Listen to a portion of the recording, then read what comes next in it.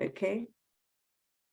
So Omolola graduated magna cum laude in computer information systems from the Prairie A&M University in Texas. She holds a first degree from engineering in the prestigious Obafemi Awolowo University. She's a member of the International Society of Female Professionals, and she currently works in a tech giant company as a product manager. Her superpower is empowering young professionals and entrepreneurs to step into new levels and possibilities. Through her charity organization, Mighty Oak Meadow Foundation, she's initiating a movement to help children out of hawking from the streets by providing support for them and empowering their parents. As you can see, our lady here is quite loaded. And if she is this loaded, you can imagine the wealth of information that she's going to have in her book. And so now I introduce to you our host for today, Omolola Oyewumi, to give us her opening remark. Please make some noise in the comment section so that she can see that you can see her and that you love her and that yes, you are here to listen to her. Yes, Trudy is giving us a clap. Blessing is giving us a clap. This is giving us a clap. Awesome, awesome, awesome. Yes, thank you. Thank you so much. Thank you. All right, over to you, Omodola. All right, can you hear me okay? All right, thank you, everyone. I want to say a big thank you for everyone who, make this meeting and who is still going to make it. I want to say thank you for coming. And I would like to welcome everyone to this conference, Grow2Become Conference 2022, and the launching of my first book. Like, becoming is a journey, is not a destination. And Grow2Become was born from my longing to make an impact on lives and to be a blessing. My desire is to really inspire women in the corporate world to dream bigger, to go for what they desire and to really achieve the impossible through my program, which is accountability program, consulting, mentoring, and coaching. I give value and I impact many people through this medium. And why Grow2Become? I want to say everyone, really wants to become something in life. We all want to be, and because once we still keep breathing, we always want more. We want to be better. We want to have more. We want to do more, right? The question, however, is what is that something that I really want to be? What exactly do I really want to become? Having that clarity is not something that is comes easy for everyone, right? Even for leaders, we still have to keep discovering what exactly do I really want to become. And as this new year is coming, as we are going towards the end of the year, we started evaluating, reflecting on how we spend the whole year and what we want to do better. Some of us will really have to sit down, look at what are my learnings, what I want to do better, and what I want to stop doing. So doing this, let me close. So what exactly do you want to become, right? And how do you get there? And this is another question. How do I really get there? And here is where Grow2Become comes in. Becoming is a journey. As I said, it's never a destination. And with a growth mindset, with the right information, and even being in the right community, you will become the version, you become even the better version of yourself daily. And as well, why are we saying all this is because looking at the season of life or the season that we are in, where we begin to reflect and everything, we want to set up goals. We want to not just set up goals, but set actionable plans on how to really achieve those goals. And my desire for us is to really, in this conference, is to fire up, really be fired up by attending this conference, to really dream bigger as we journey into 2023 do not dream small dreams. And I want to say dream big dreams. Be intentional about who you are really becoming. And this one, we still have to, like, every one of us still has to, like, really sit and think about it. What exactly do I want to be? And be intentional about becoming that thing, right? Finally, I want to say that in the words of George Eliot, it says, it is never too late to be who you might have been. It is never too late to be who you might have been. Just keep becoming. That's it for me. I want to say, keep becoming. Don't give up when life throws you a curveball. And those are some of the things that I wrote in my book. When we are going through the life, journey through the life, and we are just doing all the things we could do, and life happens, right? How do we undo it? Getting that strength that we need to stand up when we fall, getting that strength we need, to keep on keeping on. There are two courage, like I used to say, two courage. First, the courage to start, and second, the courage to really continue, even to continue to complete, because many people, they are good starters, but they are not good finishers. So I want to say, have this courage.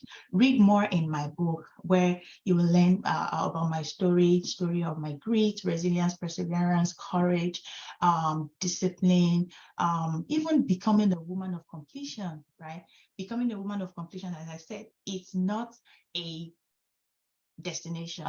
Also, it's a journey. So thank you so much for coming to this conference, and I can't wait to glean in from all the things that is being loaded into the sessions. And I want you to keep away all distractions.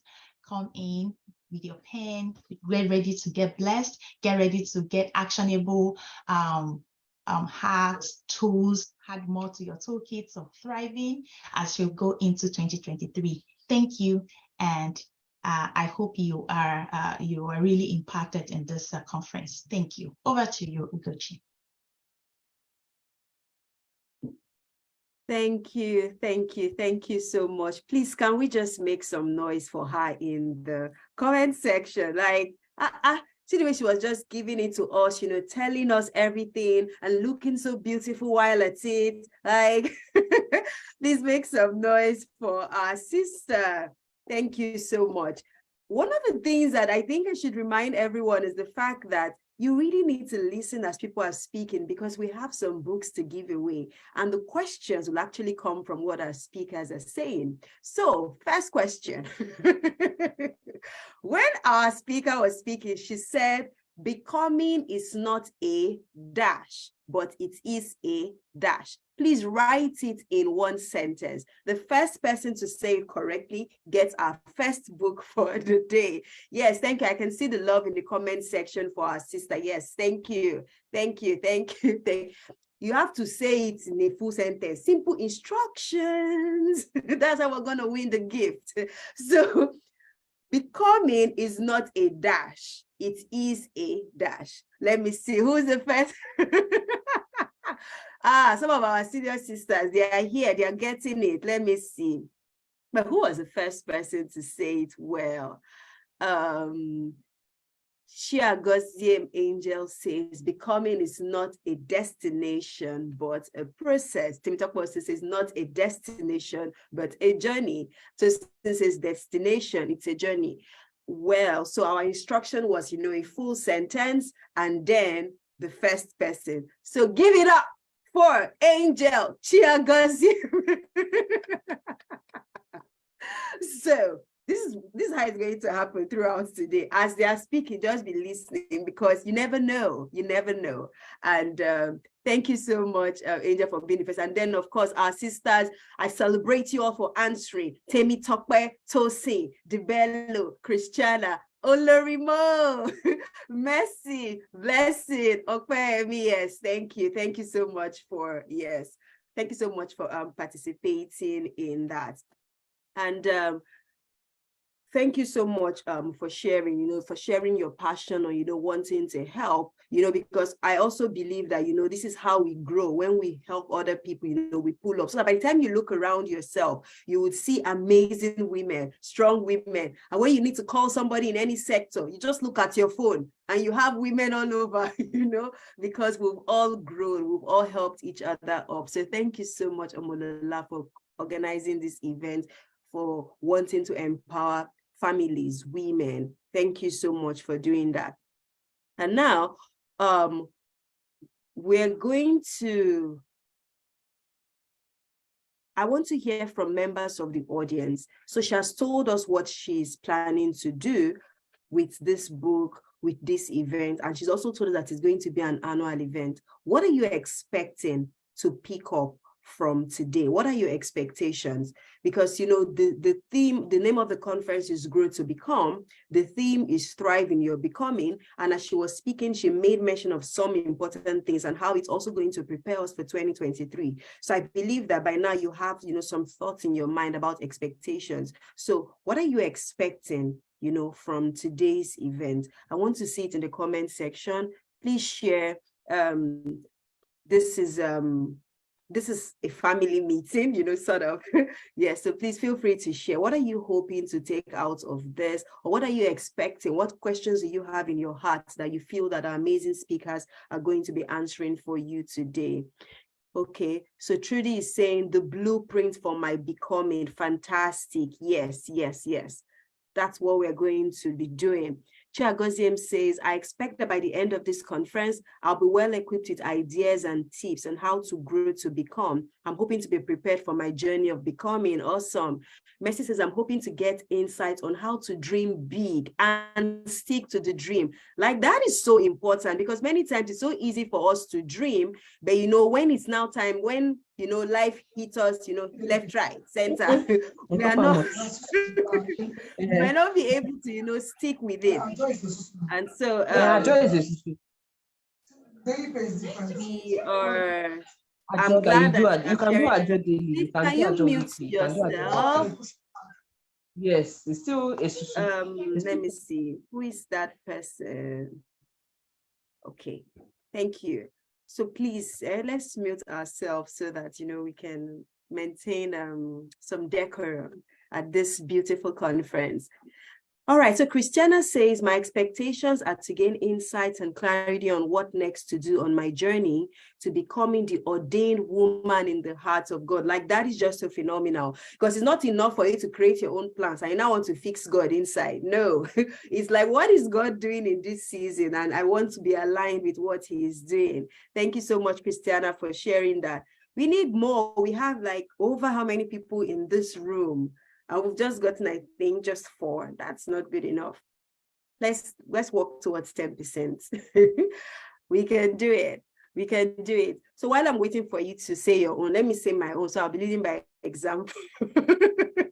So what am I expecting to gain today? I really want to listen to the insights from our amazing women of God, because I want to get some clarity for my 2023. I want to, just draw from the amazing insights they are going to share, so that I can begin to shape my own perspective for 2023. So I'm really excited and looking forward to all the amazing things our speakers are going to be sharing with us. Temitope says, to be empowered with more courage and resilience to pursue my visions. Very true, because that resilience, that's where the thing is. On Sunday in church, our pastor was saying that there is something called yard after contact. It's in a game of soccer, when you are running, it's not, I don't think it's a game of soccer, but in one of those games where you are hit on your way towards the goalpost, how long can you still stay standing and running after you have been hit without falling down? And that is so important, because on our journey of becoming, we are going to be hit. Are we going to just fall down and stay down? Or are we going to be resilient and be able to get up or keep running regardless of what life throws at us? And so that is really so important. And then, of course, courage, because you cannot do this life if we are fearful, if we are afraid to branch out, and step out. And so, yes, it's really important. And our speakers are capable. Like, that's their domain. They know how to, give you that courage, make you believe in yourself and push you towards being that woman that God has ordained. And now we're going to be inviting our keynote speaker. Okay, before I invite our keynote speaker, Olorimo says, I hope to get clarity, wisdom, and tools that will help me organize while I do more of my assignments, beating overwhelm as I make progress. Yes, like that overwhelm is so important. Is everybody busy or what? Like, there's so much going on and we're in the middle of it. Yes, that's so important. Sorry, Ugochi, Itoa will be coming before our keynote speaker. Okay, perfect. Okay. You will call her now and she can come. Okay, all right. And then Blessing says, I'm looking forward to reading the book. I'm drawing from the well of wisdom present in every speaker. Thank you so much for sharing. Keep sharing so that we can even hit more than 10%. And while you are sharing, it's now time to invite Itoha to give us her spoken word performance. Please make some noise for her in the comment section. I want to see your emojis, fires and loves and hearts and hugs and everything, just make her, yes. Please, we need to have a prize. Anyway, Chisha goes, we've already won the prize, because I was just about to say we need to have a prize for you because you are doing well. Thank you. So over to you, Itoha. Thank you very much, Ugochi. Can you hear me okay? Yes, I can. All right. So I'm going to introduce myself real quick before I get started. So my name is Itoha Agwankina. I'm from Nigeria, but I'm currently based in Columbus, Indiana. And I'm a full-time engineer, but I like to write poetry on the side. And so I've known Lola for a couple of years now while she was working in Indiana. And I'm really excited to be sharing this milestone with her. So I'm just going to share a quick poem concerning her book, and I hope it blesses someone. So, this is my story. A change to my narrative that will now serve as inspiration for times of blurred vision. A voice of hope in the wilderness when doubt says no. This is my journey.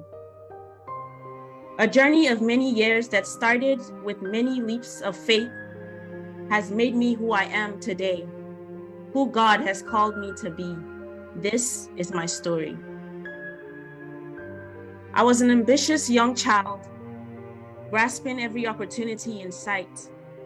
No luxury of being born with a silver spoon, but with grit and intense drive, my dreams grew more than silver could buy. And I pressed on through all lows and endured every struggle when life threw punches and blows, confident in the fact that the sky was way too low to be my limit. This is my story. God knew what he did when he placed me in the circumstances that I've lived. An all-knowing God presented me with what I thought was more than I could bear.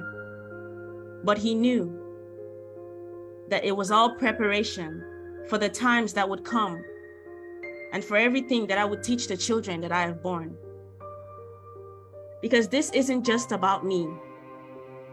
It's the start of a legacy for my generation and that of the unborn. For with great suffering comes the greatest opportunity to be used by the Almighty. And I have decided to be intentional with it.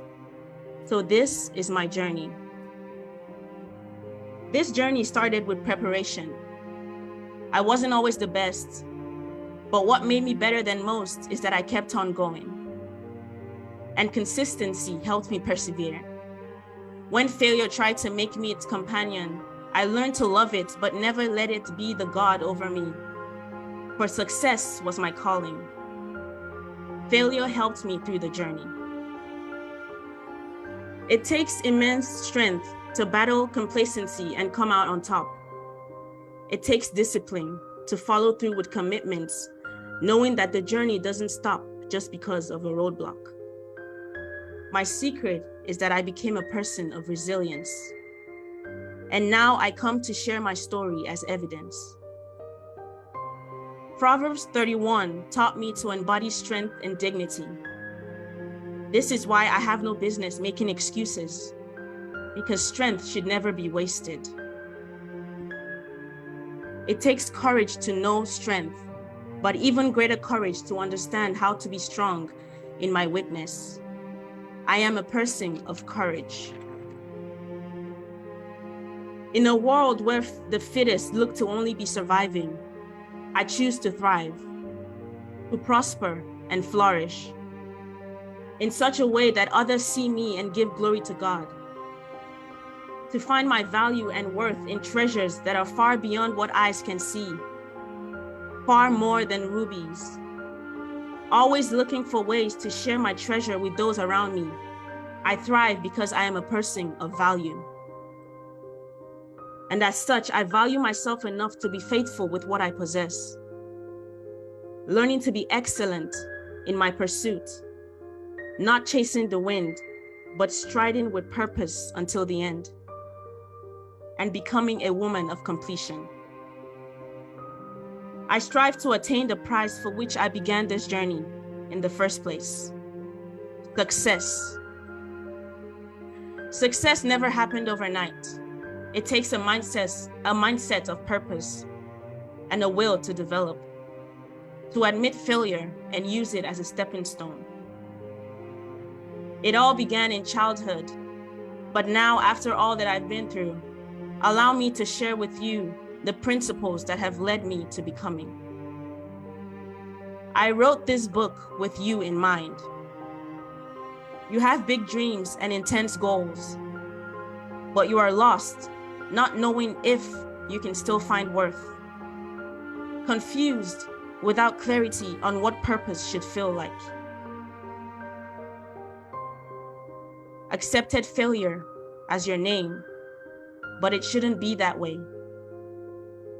Walk with me as I enlighten your minds and diminish the doubts that has been taking hold of your boldness. Allow me to share with you the testimony that is my life. Thank you. Wow, wow, wow, wow, wow. That is just so amazing. Please, can you emojis again, please? Wow, that was just so beautiful, Itoma. Thank you. Thank you. Thank you. And I'm about to ask a question. So, I hope you were listening. She said so many powerful things. Before I ask the question, what was your most significant line from what she said? I already saw that Priyanka shared success does not come overnight. Yes, I really love that. Yes. So please, yes, share. I want to know. I'm a woman of courage. Yes, yes, yes. Please share. What else? What else stood out for you? Because it's almost like every line was just a hit. You know, before you would say, word, another one would just come. Success takes a mindset of purpose. Yes, I have you in mind. Yes, I am a woman of completion. Yes, just so perfect for the theme of our conference today. Tosi said, this is my story. Of course, Tosi, this is our story.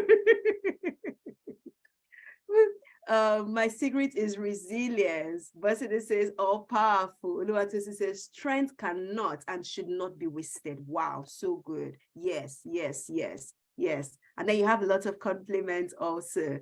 Yes, Trudy saying you share your journey of becoming. Okay, so question. When she was going through that beautiful spoken word, she said something about a scripture that taught her. What was the scripture that she mentioned?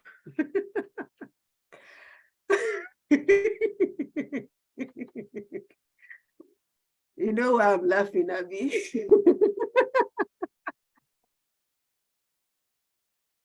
So because Chiagozim has already gotten a book, so we have to go to the second person that got it correctly. And that second person is Christiana Oluwatobi. Please, let's put our hands together for Christiana. Congratulations, Christiana. You've just won the book. that we're going to be launching today. So we have 2 winners now. Is that person? Okay, so now we have 2 winners. Yes, so congratulations, Angel and Christiana. So 2 books down. Do you know how many more we have to go? Watch out. Stay to the end so that you can find out. Awesome. Thank you. Thank you so much for that beautiful spoken word. Yes.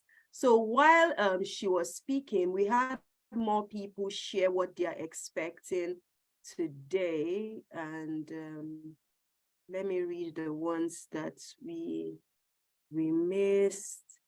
Okpayemi says, looking forward to being taught and learning how I can become the great person God has destined me to be, to hear about stories and see what help you up in being consistent and forging through. Now, that is so significant because, many times when we find ourselves in a situation, we think we are by ourselves, we think we're alone. But when we hear how other people went through their own phase, it encourages us that, oh, yes, this is possible. It's one thing for you to read it in the Bible, right? You see, oh, how David persevered. When you read the Psalms, you can see that, oh, it was not easy, but the guy made it. But when you see real human beings living now in today's world, also sharing, it also encourages you because now you have 2 examples. You have scriptural examples and you also have real human beings doing the same thing. So thank you so much for sharing that, Ope and me. Let me see again who else shared what she was learning. Okay, so still regarding to the spoken word, Ibukun Oluwa says, it takes consistency and using failure as a stepping stone. Like, yes, that was so good. Yes. Priyanka says each word was motivational and emotional too. Yes, because we could all relate. We could see ourselves, in that woman that she's describing. Yes. Kenny says, I want to learn strategic tips to thrive in my becoming. Yes, you are totally in the right place because our speakers today, they are Amazons, they know what it is, they're not joking at all. They're really good. And we just have to celebrate Lola for bringing them together. It's not easy to get those 2 women in one event, it's not easy. And she did it for us. I was just getting on a platter of gold. All we had to do literally was just show up on this Zoom to be served this amount of greatness, So thank you so much, Lola, for doing that for us. And so while we are waiting for the next phase, another question. So when I was reading Omolola's introduction, it talked about a foundation that she has and what that foundation is aimed at doing. Now, those that came late, this is where you enter problems. So that next time I'll be going for events. And so could you share the first person to answer that question correctly? You stand a chance to win the book that we're going to be launching today. So she mentioned the name of the foundation and what that foundation is supposed to do. So I'm going to be looking in the comment section now to see who is going to be our first winner for that question. So this is what's going to happen if this one is looking like it's hard. If you get one part A or part B of the question, we can manage if no other person gets if no other person gets it. But if we have someone who gives us the 2, they will knock your answer out.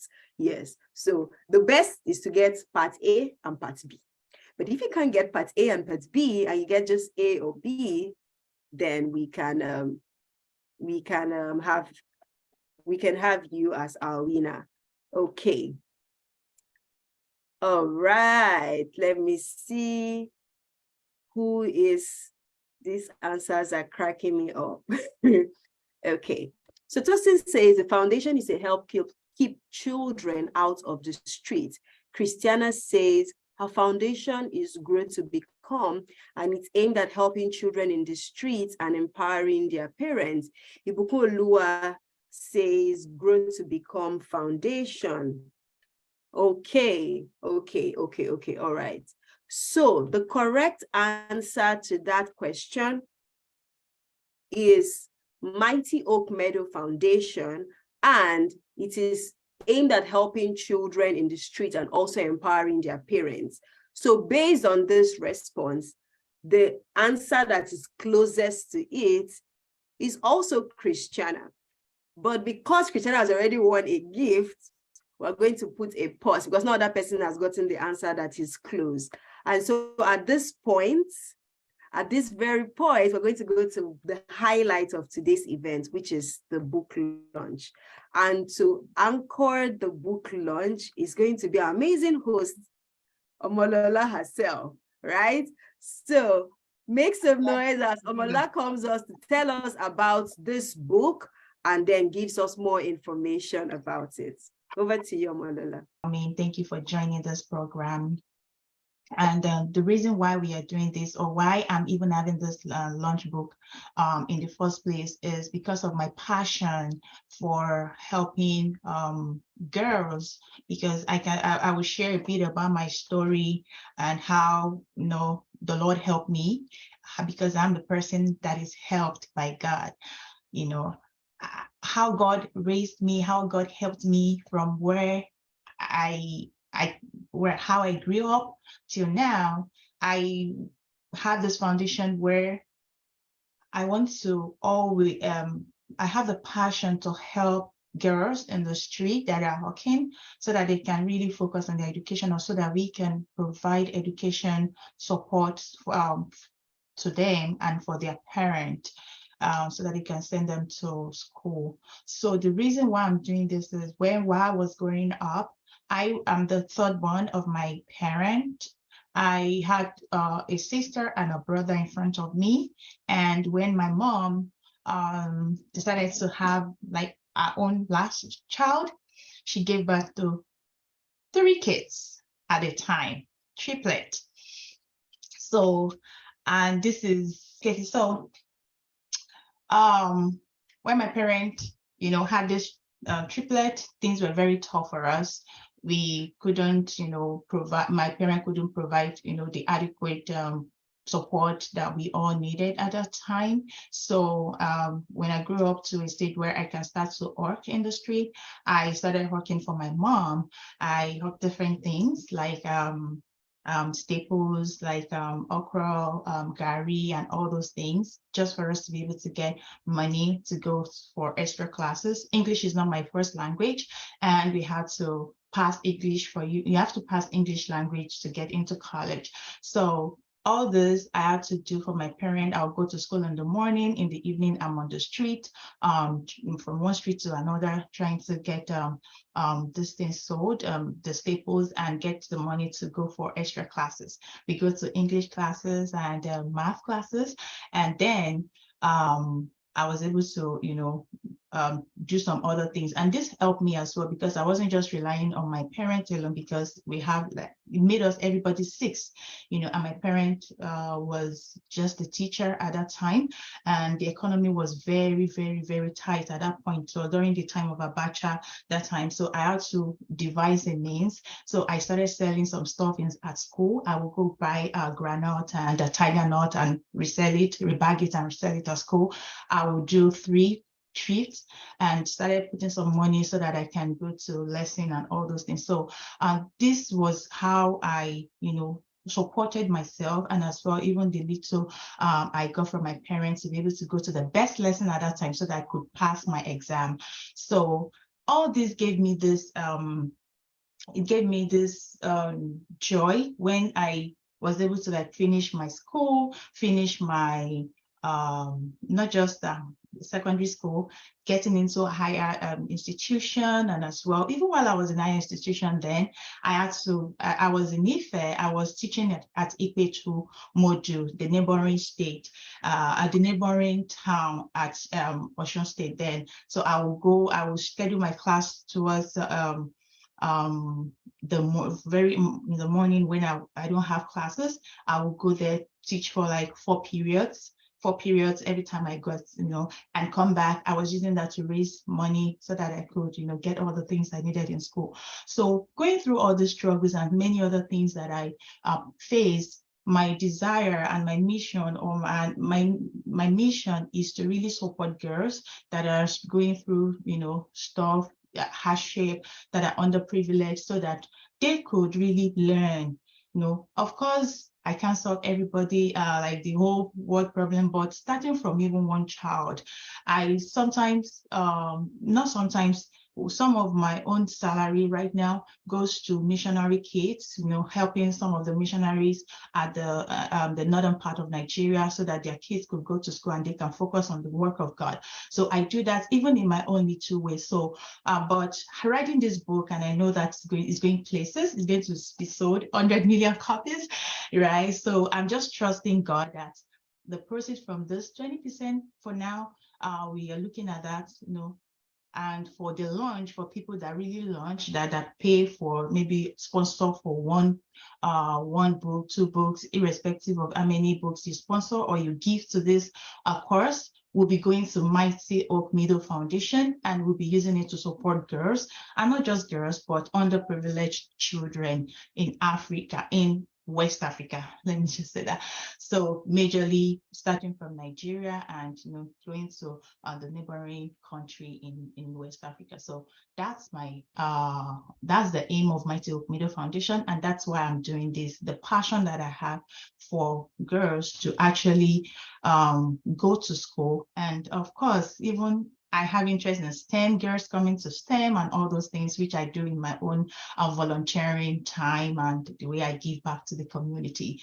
So I just want to implore everyone to please give to this course, buy the book, give to our to the course, to the foundation, so that we can do more. Even in this December, we have a program which is coming up next week, so that at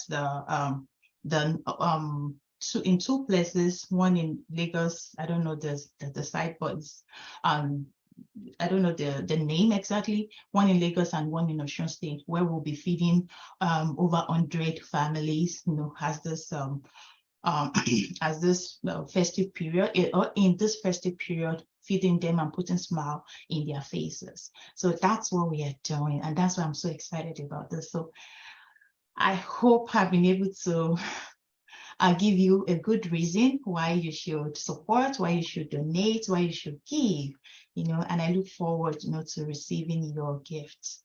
Thank you. Over to you, Gochi. Awesome. Thank you. Thank you so much for sharing that. I have questions for people, but before I ask the questions, Fisayo, please, could you unmute and turn on your video so that you can anchor this this launch phase? While we're waiting for Fisayo, Omola just told us a very beautiful story of what she went through in her family, and she shared resilience. Resilience came through, in that story, and then what she's now doing, to support and help other people. So, 2 questions. The first question is, where does her salary go to? Where does her salary go to? Where does her salary go? Patience. No. Okay, no, I should not even talk. I want the correct answer before I say the correct thing. I can see her foundation. I can see missionary center. I can see an orphanage. I can see missionary children. I can see support missionaries in northern Nigeria. I can see less privileged young girls and their parents. I can see missionary children in the north. So the answer to that question is children of missionaries in the north, right, Omolola? Yes. Okay, so now let's all check together so there's transparency in this thing. Who was the first person to say missionary children in the north? Missionaries in northern Nigeria is But we have a missionary children in the north specifically, and that is Oluwatosi. Oh, please put your hands together for her. And then the second question is, she mentioned the percentage that is going to go from the proceeds of this launch towards the work that is being done in her foundation. What percentage did she mention? First correct answer, Oluwatosin. Oh, I would like to know what that O means so that we can contact you properly. Olamide Atilade is the first person to answer that. So we have another winner. Ah, you people are popping. I love it. Okay, so now as you can see on your screen, we have details of the book launch. And I'm not going to hand over to Fisayo to talk us through that process. And I know she has also dropped the links in the comment section. So over to you, Fisayo. Hi, everyone. Good afternoon. My name is Fisayo Aloba. I am going to be giving you some information concerning the book launch. Thank you, Sister Lola, for that wonderful, inspiring story. I have known her for a couple of years now, and I did not know that about her. So that was really, really so inspiring. So going straight into business, we're going to be talking about the book launch. Like Sister Lola said before, 20% of the proceeds will be going to the Mighty Oak Meadow Foundation. And I think this is an amazing cause. We know a lot of people back in Nigeria, the economic situation, there are a lot of people that need this. So yeah, 20%. So if you are able to, you can give on the information is, I just posted it and I will repost it. You can pay through, wow, I am so sorry. I was trying to repaste it and then I posted something else. So I am repasting it in the chat. You can give via PayPal at paypal.me/Omololayewumi, also via Zelle. And that number is 832-605-9920. And also the link for the pay stack, literally just click on that link and then you can go straight into making your donation. I think that is all about it. Lola, is there something else I'm supposed to talk about? Yeah, for every book that either ebook or either paperback, that you order, 20% of it is going. And if you want to really launch after you get a book, then you can click on the Paystack link, which is the book launch link, the PayPal or Paystack you can give. And if you don't have any of those, please, you can just reach out to me or reach out to me so that I can know how you want to really support us in this course. So even if you don't have all this platform, please reach out to me and let me have your we have it in the name of Grow2Become, so you can be so sure that your money is going to the donations account, so I can give it to you. Thank you. Okay. All right, and one more thing, we do have 3 tiers of partnership. We have the silver, in which you can sponsor 5 books for $100. You can be a gold partner and sponsor 10 books for $200, and you have the platinum partners, in which you have 25 plus books, and that's $500 and above. And then also as a sponsor, you will be getting a complimentary copy. I know most people that are giving or sponsoring are also buying the book, but just in case, you do get a complimentary copy of the Thriving and Becoming book. And like Sister Lola said before, all 20% of the proceeds goes to help the women and the girls and the families that are supported by the Mighty Oaks Meadow Foundation in Nigeria. God bless you, and thank you so much for doing this. Thank you. Over to you, Goche. Awesome. Thank you so much, Fisayo, for taking us through that process. Thank you so much. And thank you, Lola, for writing a book, like this, and for the amazing plans that you have to use this book to propel women and children. We appreciate you. Thank you so much. And yes, so all the details are currently in the chat. And what I really love about the details is the fact that there is something for everyone. There is a platform for you. You can't even say, there's no way. There is a way has been made. So there is a way, right? Because it's just something. Whether you want paperback, there is Seller, there is Space Stack, and then if you want ebook, there is Okada Books, there is Seller again, there is Amazon, and then for donation, there is PayPal, there is Zelle, there is Space Stack. So regardless of your location, we got you. You're covered. We've worked hard to ensure that this is going to be an easier and a seamless process for you. So I hope that you are clicking on those links and you're thinking about, hey, what can I do? Maybe just buying one is not enough. Maybe I just need to become a platinum partner, yeah. So yes, so please think about it. And if I know that it's also possible that you are here and you know someone that this aligns to their PSR, personal social responsibility, I think that it's great to also share with them, because sometimes we know people in our networks who have certain kinds of things that they give towards, and we can see clearly that, oh, this aligns with what so-and-so likes to give to. Please help us be an ambassador by sharing this information with that person, just so that, we can advance this work forward. I like the fact that Sister Lola was very particular. She says West Africa. So you can see how she's going to use this in Nigeria and surrounding countries. And we are more connected than you even think. We have sisters everywhere. So it's very easy for, these things to happen. So please get in touch just so that, we can make this happen. Remember, 20% is going to the Mighty Oak Meadow Foundation. Thank you so much, Sister Lola, for this amazing opportunity to be part of what God is doing. And so now at this point, I'm going to be inviting you to speak to us about our keynote speaker, because I know that our keynote speaker was really principal, to putting some of these things together, powering you through.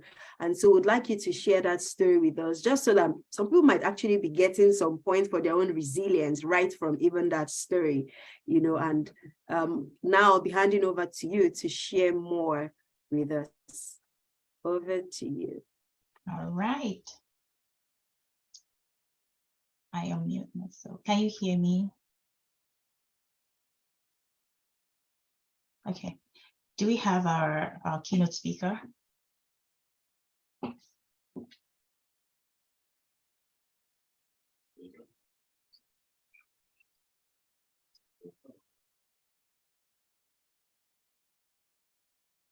Do we have our keynote speaker? She's about to step into the room. Oh, okay. So to continue, you want to continue? She just. Oh, okay. Yeah, sure. Okay. I can continue while we wait for her to step into the room. She's very close. You know that thing where you can see the venue like this. The car is just about to enter. That's where we are right now, ladies and gentlemen, because I know we have some gentlemen in the house. So that's where we are. So our keynote speaker is just about to drive in. She's about to drive in. So in the meantime, I would like you to share with me. We've been together now for about an hour. So tell me, what has stood out for you so far, even without our keynote speaker speaking yet, just by hearing, the introductory speech, the spoken word, even hearing about the plans for the book, the story behind it, what is standing out to you? And what are you picking up in your spirit about one of the angles or how you should make decisions going forward? Can you see, while I'm waiting for you to speak, I can start. I like to lead by example. So can you see that a pain, a discomfort, something that was not perfect was one of the things that led to this journey? And you can see how just from, saying, oh, this happened to me. I'm not going to sit and watch for it to happen to other people. I want to see how I can support them. Can you see how sometimes your personal pain or the pain of others, can push you towards purpose, towards supporting other people and being a source of blessing to others? So now I'm going to be reading your comments. Trudy says that it is doable. Bukola says determination. Atinuke says nothing is impossible. Absolutely. Chiagozim says the resilience of the host, Omolola. This is a defining moment for me. I want to say thank you so much, Adedike, for granting this occasion, granting this conference. As I was when I was speaking, I talked about, I started this journey, or I started writing this book in 2018. And I can say that, this was like experience that when I met with DDK, when she was in Minneapolis, when she came to Minnesota, praying and having that retreat, and these words were coming about, the book and everything, that it was conceived in that time. And I started, the prophecy, the words continue to, every time I even write the book, drop it, the word keeps coming back to me as regards what God wants to do with me, being a writer, and as well creating impact, adding value to people. So I can say, even in this journey, apart from my normal journey or my life's journey, the journey of this book itself, really started or started being knowing DDK. And I can say throughout when I've known DDK, I met her when we were in school, through my roommate, and it has been a great journey. It has been, what she's like, embodiment of knowledge. And I can't just, there are some things that you cannot just go away from. Even if you go a bit, you will still like come back, because I could see that the purpose. I could see her really lifting me. I could see her really giving me that, what she carries as her own purpose, as the way she is, she even gives value. Really, I attracted to it, and I keep attracting to it, so being in this conference today, it's my greatest joy that I could see my mentor, my coach, and somebody that really helped me, to this state that I'm in. It's really a thing of joy for me. And I want to welcome DDK to this conference. DDK, thank you. You are welcome. Do you want to say something before I read your bio? Thank you so much. Yes, of course. Thank you. I'm delighted to be here as well. And I have such a great sense of pride in you, Lola. You are so inspirational, and your journey even has been very inspiring for me as well. So I'm delighted to be here. Congratulations on your new book, and we're so proud of you. Thank you. All right, so I will be reading DDK's bio shortly, right now. So Debola Dejikurumi is a bestseller author, keynote speaker, ministry gift, public policy advisor, and transformational coach for visionary leaders. Through our work of coaching, consulting, and capital capacity building, Debola deploys an extraordinary gift of unlocking potential in people, institutions, and nations. She is the founder of Immerse Coaching Company, Executive Director at Ideation Hub Africa, and the President at Kingdom Leader Global Alliance and Firebrand Movement, both non-denominational Christian ministry. Called to ministry in 2003, DDK operates as a prophetic voice and equiper for the body of Christ, gracefully stewarding strong teachings, prophetic and apostolic dimensions of our spiritual calling. Our burden is to see revival in the nations and present saints mature in Christ Jesus, who are valiant vessels, voices, and visionaries for God's kingdom agenda. At Kingdom Leaders Global Alliance, she oversees a non-denominational Christian ministry with over 2,500 partners across 10 countries, providing scriptural guidance, spiritual discipleship, and leadership development to believers and ministers. The Alliance is a network of ministries, including the Kingdom Leadership Institute, Firebrand Movement, and Kingdom Women Global Alliance, providing spiritual discipleship, ministry teaching, leadership conferences, book publishing, medical and welfare missions, as well as mentorship, outreaches to secondary schools and higher institutions, directly reaching several tens of thousands globally in the last 11 years.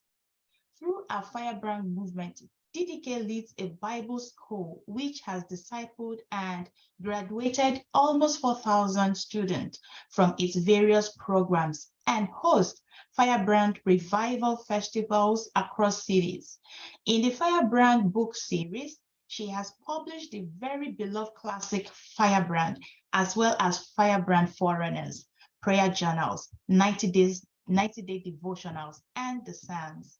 An author of 21 books to date, she is lovingly regarded as an influential Christian leader, equipping 21st century Christian saints into both godly consecration and marketplace influence across our different assignments.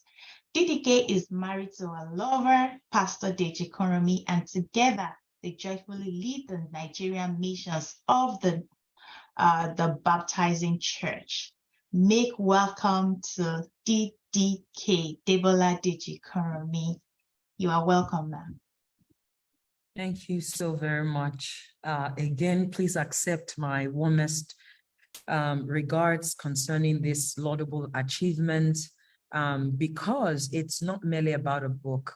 It's a reflection of what your journey has been, and we're truly proud of you. Every single time a person determines that they are going to, maximize their potential and unlock possibilities in their lives, 100% you are giving others permission to shine their own light and to do the same. And I know that when people lay their hands on your book, they're going to get a fuller sense of what your journey has been. I think the most inspiring thing for me about you, Lola, is there is a certain type of, how would I describe it? A roundedness about your becoming. It's touched your weight loss journey. It's touched your spirituality. It's impacted on your family. It's grown your confidence. It's really shaped your career. And now it's even moving on to make a difference with your coaching and mentoring and the impact that you're making for others. And I'm not just speaking mere words. I mean, we went to school together. And from that point on to who you are today, it's definitely been a stunning journey of growth. And we all feel very proud of you, and we're so pleased to witness today with you. In the next few minutes, I think that I am going to reference Lola's story a lot because it's just powerful enough to reference. And I feel like I could start off highlighting my 3 most significant lessons from being her friend, being her sister, on to being her mentor, coach, and leading a community that she's been a part of for many years. And I think that even if that's all I got a chance to share in the short time that I have here, it's going to be enriching and it's going to be a valuable contribution to all of the great insights that have come through already and that which will still come through in the time we'll hear. The first thing about Omolola that I think is rather stunning, and I think it's going to be with us as a key pillar on the journey of becoming, on the journey of evolution, on the journey of emergence and stepping into fully who we are. That first thing about her is her heart. And if you wanted to give it a C, that would be like her character. Many times when we are on the journey to becoming and we're pursuing a sense of mission, a sense of purpose, we are often we're often exploring conversations around finding your purpose, discovering your vision, executing your goals, networking with the right people, building your professional portfolio.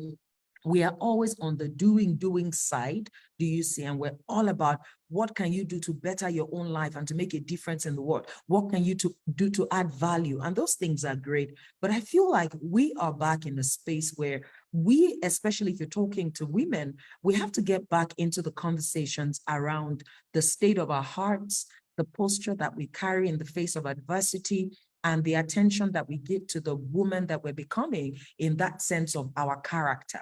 So I'm starting off highlighting this thing that I found to be just so exceptional about the woman we're here to celebrate as we gather at the Grow2Become coaching conference. And it's first about her character. It's first about her heart. I'm going to tell you something interesting.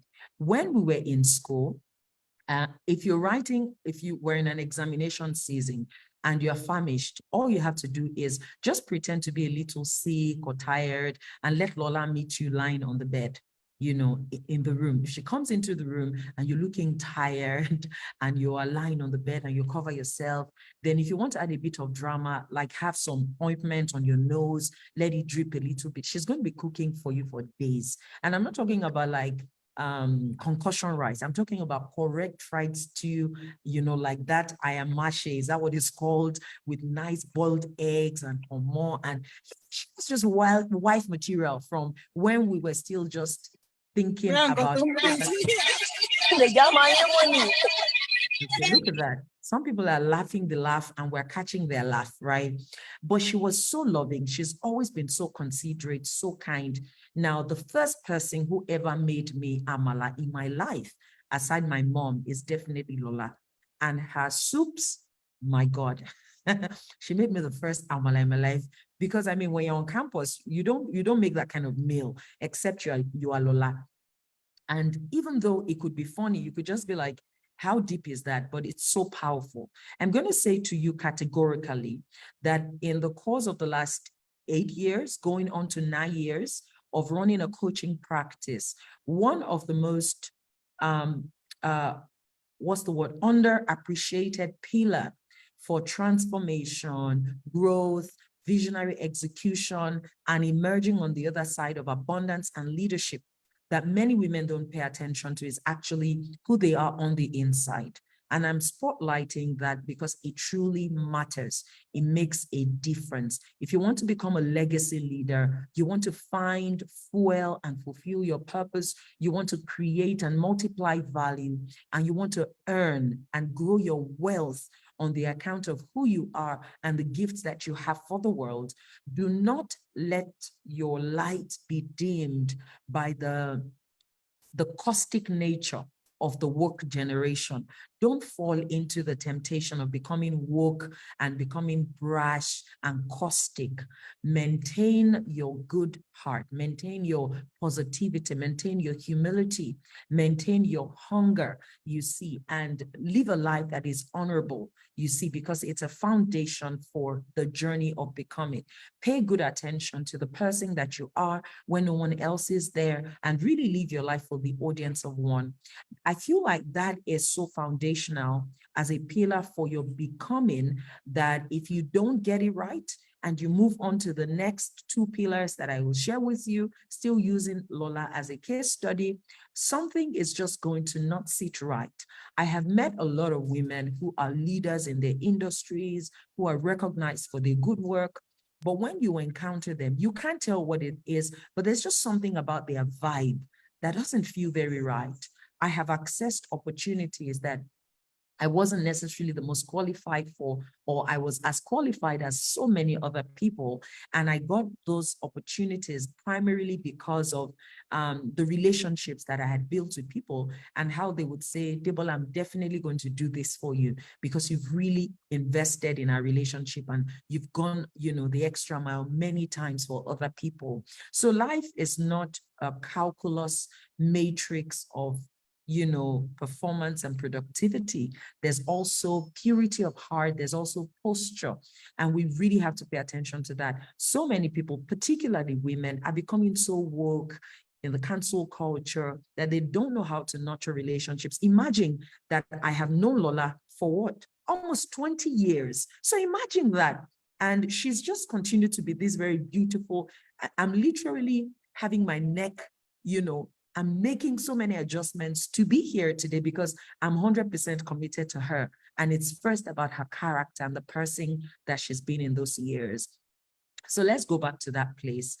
We are in a reflective season. Make sure that you're stepping back and you're asking the important questions about who am I becoming? Who am I on the inside? And what kind of impact am I making in my everyday interactions? I'm not talking about the books you're writing, the conferences you're holding, the albums you're waxing, the platforms you're speaking on. I'm not speaking to those things. I'm talking about the impact of being a humane human being, of being a warm, kind, humble, dependable, reliable, loving person.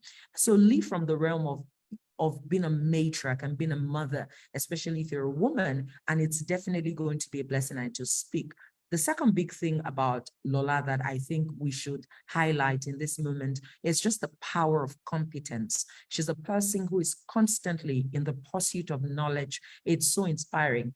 You know, before becoming a coach herself, she has been a part of, you know, quite a number of coaching programs, has gone on to get a John Maxwell leadership coaching certification. And when you even think about, you know, industry, she's growing herself. I remember when she shared a vision with me about how she was gunning for, you know, a global corporation in the US, and she was working toward it. And she was like, this is big deal to me.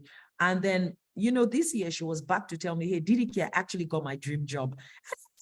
Like, who are you, please? She's just steady coded doing her stuff, but she really exemplifies the power of competence on the journey to becoming. Now, the reason it's important to me to highlight this is I found so many people who are very passionate about where they want to get to, but who don't put the sweat and the blood in it. You know, I'm going to give you an example of something that I see happen so many times. I go to speak on platforms or at events, and I have people running after me, and they'll be like, DDK, you inspire me so much. I hear it so much that I can create a ringtone out of you inspire me so much. I hear it all the time, you know, and while I'm grateful for the opportunity to be a blessing, there's something that I really want to spotlight about women that I think we could do better with, that many men actually have on lockdown. So I'd find people who say to me, you inspire me so much, and I want to follow, I want to submit to you, I want to be a part of your coaching program, just guide me, I'm here for it. And they'll say that to me in February. I would say, I'm happy to take you on, and this is what your 6-month growth plan would look like based on the vision you've shared with me for where you want to go. And so I'll say, these are the books you're reading, these are the programs you'd be a part of, this is how you must review your work with me, and this is what I've got going on that I need you to jump right into. In fact, I am known to give scholarships into my coaching membership every year to as much as 1,000 to 3,000 people. Of course, I give a lot of scholarships to people in universities, but I also do that for even older women.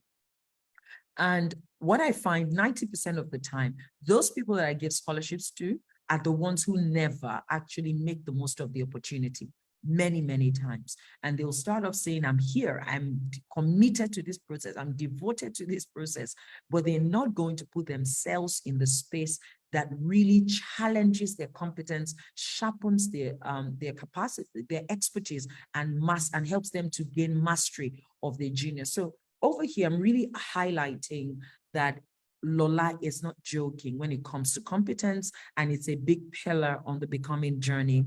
You have to be intentional about mastering your genius, about sharpening your expertise, about growing your competence. You have to invest in the knowledge, the mentorship, the opportunities, the apprenticeship that really, really deepens your craftsmanship. Guess what? We are in a time that is really dangerous. It's dangerous because people have a greater focus on their personal brand than they have on the rigor of growing or sharpening their craftsmanship. Anybody can call themselves a coach, a catalyst, an expert, a thought leader. All those things are easy to say. And you see, you know, yeah, it's nothing at the end of the day. You can even get someone to help you rewrite your LinkedIn profile, rework your personal website. But what matters is when we come in real interaction with you, whether it's in the workplace or the business you run or the ministry you lead, whatever it is that you do, are we going to find value? Are we going to find excellence? Are we going to find best in class, worth with your work? There's so many people who are, and I hear it a lot. I go into organizations to consult for them, and they would say to me, oh, one of your proteges is here. She's always talking about you. And she's got all these big things going on Instagram, right? But when we're running performance appraisals, these people are not topping the charts. So it's not enough for you to live that life that sort of just brandishes big work and, fantastic branding and names on platforms. It's important that when we come face to face with the value that you create with your work, it's best in class, and it's really, really important.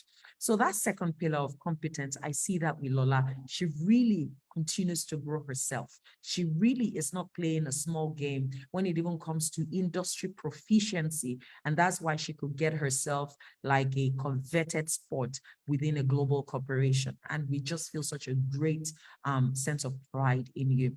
So I'm going to say that it is better that you focus first on building in the silent laboratory of vision than to appear bigger and larger than life when you really don't have that much substance on the inside. So on the journey to becoming, let's submit to apprenticeship, let's submit to mentorship. Because a person is in your age range or even younger than you does not mean that they are not meant to mentor you or meant to bring you under their wings and help you. So mentorship, apprenticeship, internship, you see, are going to be very important tools. And then knowledge exchange, whether you're listening to people that really inspire and open your mind, or you are going deep dive into academic study and you're going for your master's or your PhD, or you're working on a certification, whatever it's going to take for you to sharpen your competence and master your genius, go for it. And the third and final pillar that I'm also highlighting from Omolola's life is capacity.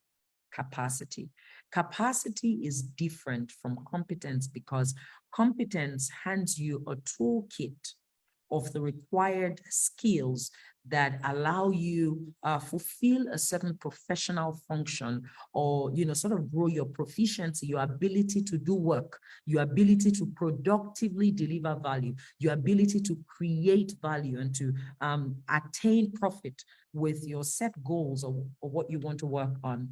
But capacity, I feel like she's a senior sister of competence, because there are people who are competent at their craft, but who are not necessarily operating at full capacity. Do you see? And in every phase and season of your life, you have to be asking yourself, is this the best that I can be?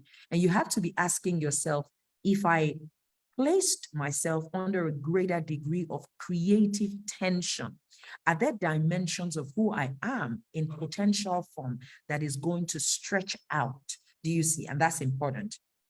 So you could be competent, you could be really good, you could be a marketing manager, or you could be a career coach, or you could be an engineer or a small business owner, whatever, and you have acquired the skill set, the toolkit that offers you the skill, the experience, and the knowledge that you need to succeed in that role, but you might still be playing small. You might be competent, but you're not dealing with your imposter syndrome. You might be competent, but you are afraid of visibility. You might be competent, but you have habits that are weakening your ability to go forward. So the next level to competence, which I also really see in Lola, and I'm going to speak about a few things, is capacity, that pillar called capacity.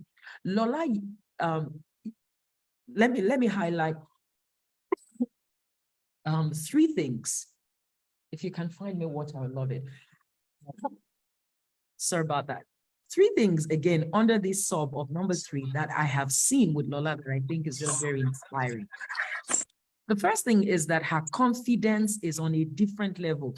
She didn't used to be this confident, but then she's just like, she's a superwoman. She's so graceful, so confident, So you can see, I have seen that Lola continues to grow her capacity by ditching her fears.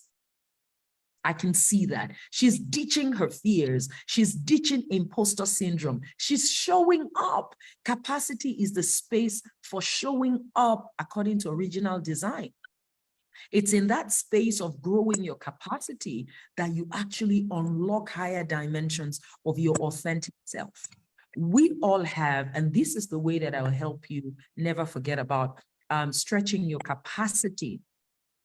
We all have a version of ourselves that we are in potential form, but we often wear clothes of stereotypes, social scripts, man-made labels, the expectations of others, our past pain, our shame and guilt and regrets and fear and intimidations. We wear all those things as clothes.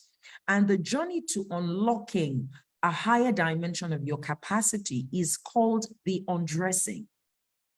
Every time that you want to expand your capacity, you have to undress a belief system that doesn't serve you anymore. You have to undress a fear that you've held from your childhood. You have to undress an identity distortion where you're trying to be someone else because that's the way you thought you should be to be accepted as a leading female voice. Do you understand this?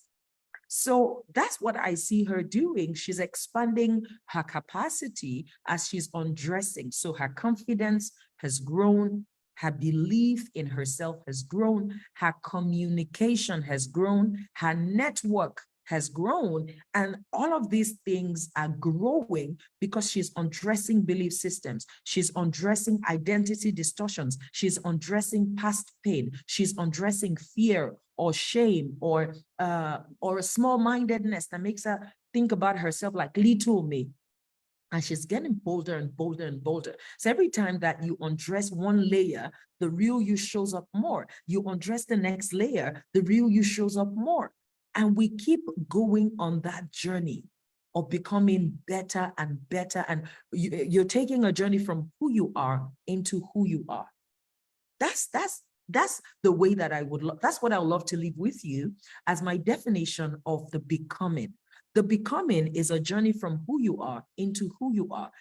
The journey from who you are now into who you are in potential form. That's you that you are, but you have not yet manifested. Beloved, that is the biggest, most exhilarating, and most rewarding journey that you can take. The journey from here to who you are that you have not yet manifested. And I'm going to leave you with this quote that has marked my heart in the last 2 years. And anyone who is part of my coaching circle knows, because I'm always making this quote someplace in my conversations. And it's really simple. When you have a mission, you don't need permission. When you have a mission, you don't need permission. Leave this conference today with a new determination to find your life's mission. Spend time with God. Read books like Hello Tomorrow by Dr. Cindy Train. Read books like Believe Bigger by Marshall Evans, and really start to pursue that revelation of who you are and what you are called to do in the world at a whole different level. From the place of finding your mission, you're going to discover that you actually don't need permission and you can move courageously into the future that God has for you. It has been a pleasure spending this few minutes with you, and I'm going to be leaving you with a word. Please put it down. Thank you. I'm going to be leaving you with a word for you, Lola, because as I was coming into this call, I was like, what is it that you want me to share with her? By the way, before I give you that word, when we're talking about capacity, Lola has been meaning to write books for a long time because that burden had been rested on her shoulders for a while. And it's taking undressing. Who needs to hear my voice? What do I have to say? Do I have time or space in my life? How is it going to come out? And every time she's undressed those inner voices that don't serve her, what she's also done is that she's become bolder in pursuing that mission that, and that's capacity expanding. Now she's an author. Next thing, she's going to sell a million copies of this book in 30 countries of the world, translated to multiple languages. And the word that is in my spirit, so strong to tell you, is that I sense it so, so strong, Lola, that the days of reward are here. There are many things. It may have felt like you've done a thankless job in some personal relationships where you gave your heart and you gave your all, and you sometimes were not necessarily rejected, but you were just unseen in those relationships. They didn't exactly perceive you and place you in that, that realm of honor that you deserved. And sometimes you might have been sidetracked or pushed aside or just overlooked. That's the word. And for every place where you were overlooked, for every place where you did a thankless job, or for every place where you were actively even rejected, the Lord says to tell you that it's reward time. He says, I'm going to place a table before you. And I can see it so vividly. I'm going to honor you. I'm going to drape you in my glory. And it's going to have a number of people coming back to say, was Lola like, I didn't know Lola was like this. I didn't know she was this powerful, you see. And there is going to be such a grace flowing out of your life that many people are going to seek you out, and it's going to lead you into what I can call a season of reunions. And what I hear in my spirit is, as people begin to find their way back to you, don't close your heart and don't close the door, but trust the Lord to give you clarity and counsel about how to be in those relationships, because so many things have evolved, and even you have evolved. And for everyone who's on this call, I pray that you go into the rest of the year seeking God's heart and really discerning in a new way. Please don't wear labels and don't wear stereotypes. It is prototype that takes us into purpose. Stereotype takes us into strain. Prototypes takes us into a prototype. You're finding your prototype takes you into purpose and power and possibilities, and stereotypes take you into strain and stress. And you want none of that. So I pray that as you press in and you pay attention to asking the right questions, you are going to get the right answers. I'm going to be sharing my end of the year self-evaluation blueprint with Lola. And for everyone who registered, you're going to get a copy so that you can use it to ask the important questions that take you on to finding your mission. Thank you so much. I had a good time. And Ugochi, it's such a joy to see you this evening. Wow, thank you so much. I know the DK will not come empty-handed. Like, she's such a joy. She will always give and give and give. And we thank God for the blessing of you, ma'am. Thank you so much for, really gearing us up, ending our year well, and even preparing, to become who we desire to become, even in the coming years. So I want to say thank you. DDK, you mean so much to me. Thank you for this word, especially what I was hearing, over and over is that capacity. I know this journey, becoming is not a destination. Like I said, it's a journey. Becoming, that capacity, asking God to, give you that strength to even take up, more lands for Him, more work for Him, being used as a vessel and a useful vessel in His hands. That's my desire. And thank you for even certifying or even speaking over me today, speaking over this conference, speaking over everyone. I want to say thank you. Thank you for those words, and they mean so much. I'm going to catch you up. Thank you. Over to you, Gochi. Wow, wow, wow. I told you guys. I told you all that Lola has really prepared us something amazing. And just look at it. Lady DDK just gave it to us in the best way possible. And I have questions. And as you know, if you answer the question quickly and correctly, you're going to win the book. But before we ask the question, please begin to drop in the chat some of the things that really resonated with you when she was speaking. Wow. I'm sure that if you just even go with that, you're good. You're good. Thank you so much, Lady DDK, for coming and for sharing. How would we have known about Omolola's Amala and, the cooking and all those things? We wouldn't know. So thank you so much for sharing about that. Thank you. So I have questions for you to qualify to get our book for free. The first question is, I'm sure you all know I was going to ask that question. Maybe I should flip it, but I will still ask it. Let's see fastest fingers first. What are the 3 things from Lola's life that she would want all of us to embody in our... Angel, what is wrong with you? You didn't even wait. But you know, you've already won a book, so it has to be the next best answer, right? So who, oh, that goes to Dr. Wura. Okay, so Dr. Wura just won that gift.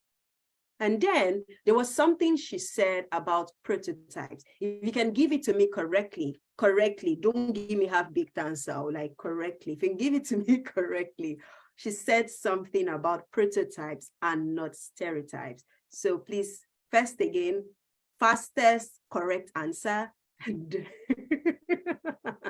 All these senior sisters in the comment section, they're not even joking. They're not even joking. I can see the answers. Awesome, awesome, awesome. Cheryl is already giving up. Don't give up. We still have Mommy FFA coming. And when she's also done, I'm also going to ask questions. And then we're also going to have an opportunity to win books. So now we have 6 winners so far. But who is that 6th person? Let's even see who got it correctly, who put it the way Lady GDK mentioned it. So I'm going through the comment section. I can see prototype takes us into produces purpose and power. I can see prototypes takes us into purpose and power. I can see prototype takes me into purpose, power, and possibilities. Yes, and so we have a winner. Temi Tokpe Takpo. Please put your hands together for her. Celebrate her so that you can win the next question. Oh my goodness, I'm really having so much fun. Can you tell that I'm having so much fun asking questions? I always like asking the question.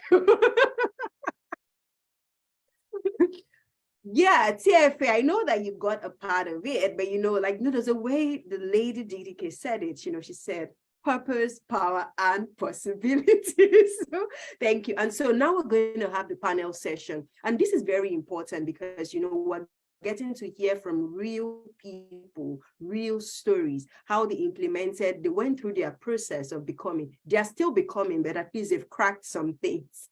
So now I'm going to invite Bumi to anchor the panel session.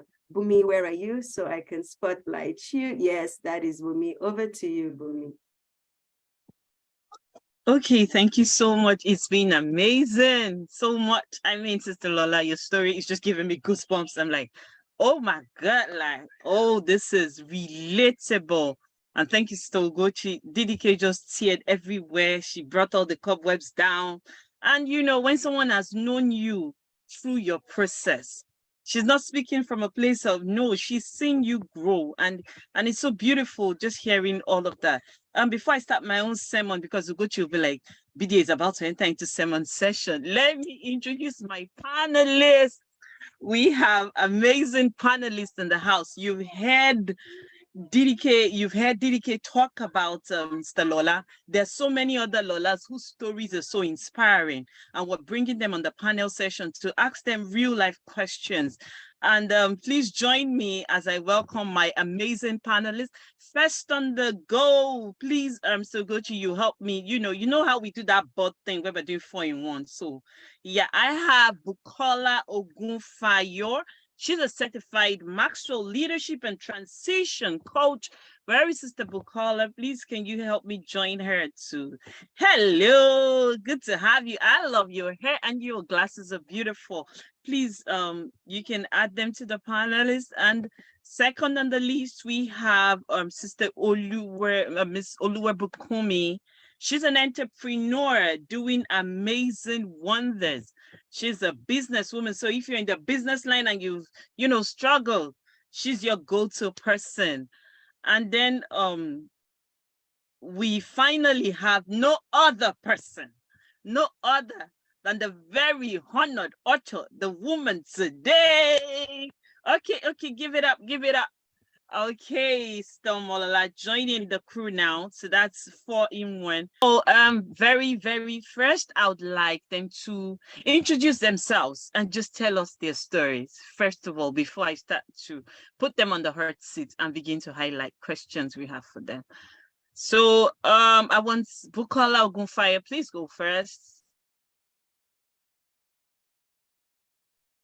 Hi, everyone. Good. So good, Good to to be see here. you.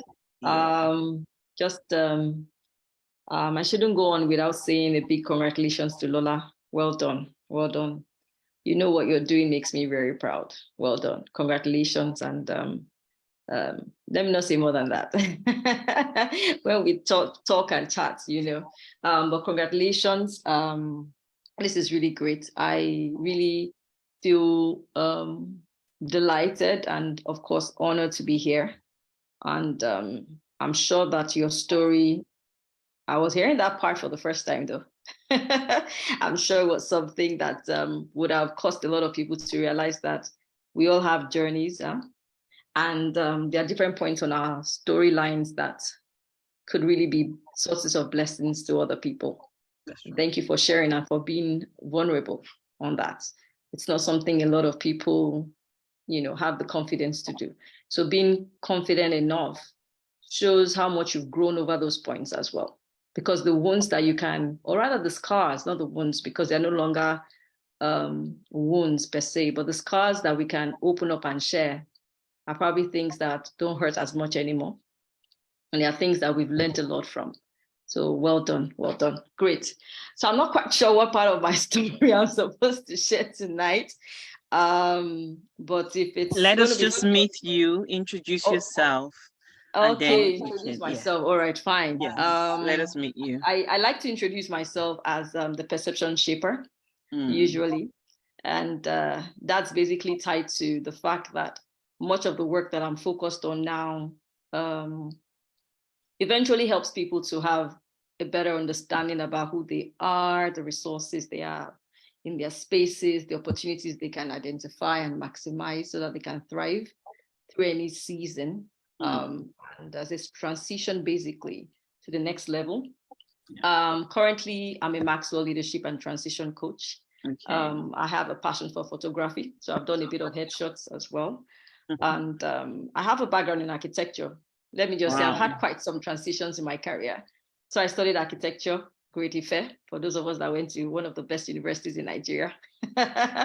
And I worked in the bank for a while. Eventually, I resigned from paid employment, and I would say that it was quite some journey getting to a point where I eventually became confident enough to say, okay, I'm not doing corporate work, but I'm at home, right? And looking back and identifying the key points of my life, the things that I'd learned, brought me to a place where I would say, I realized that a lot of people needed that, especially individuals or females in the home space. A lot of people are not quite confident yet, of that space, and probably not making the best of it. It's a point where a lot of people got into without actually planning intentionally for it. And so they don't just make the best of it. But it was a learning point for me as well. So coming through it eventually put me in the place where I felt, let's do something to support people in this space.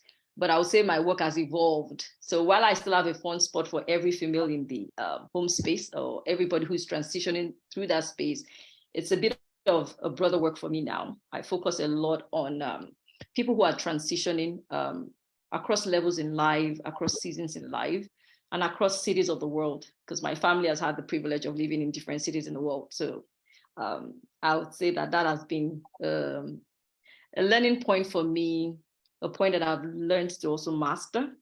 I'm a believer, spirit-filled. I gave my life to Christ at 10 years old. So I've been in the faith for over 25 years. Wow. And I can say with all humility that God has the grace to preserve. So for anyone who is still, tugging along, I can tell you that God has that grace to keep you there. I think the thing that trips me a lot about being a believer is just having this understanding that the love God has for us is incredible. And as a believer, that's probably the place to start, understanding his love. Even Paul, made a prayer about the understanding of God's love, the breadth, the height, the width, the length, So getting to that place is really good. And I'm married. I'll be 18 years married this December. I have 3 kids, and my baby is 10 years old, going to 11. So I think that's about what I can share for now. Everything else that might be needed or asked on is available online, and I'm still here tonight. Thank you. That was some powerful story there. I'm like, I was taking notes already because we already have I have a lot of questions centered, and I'm like, this question is definitely for her.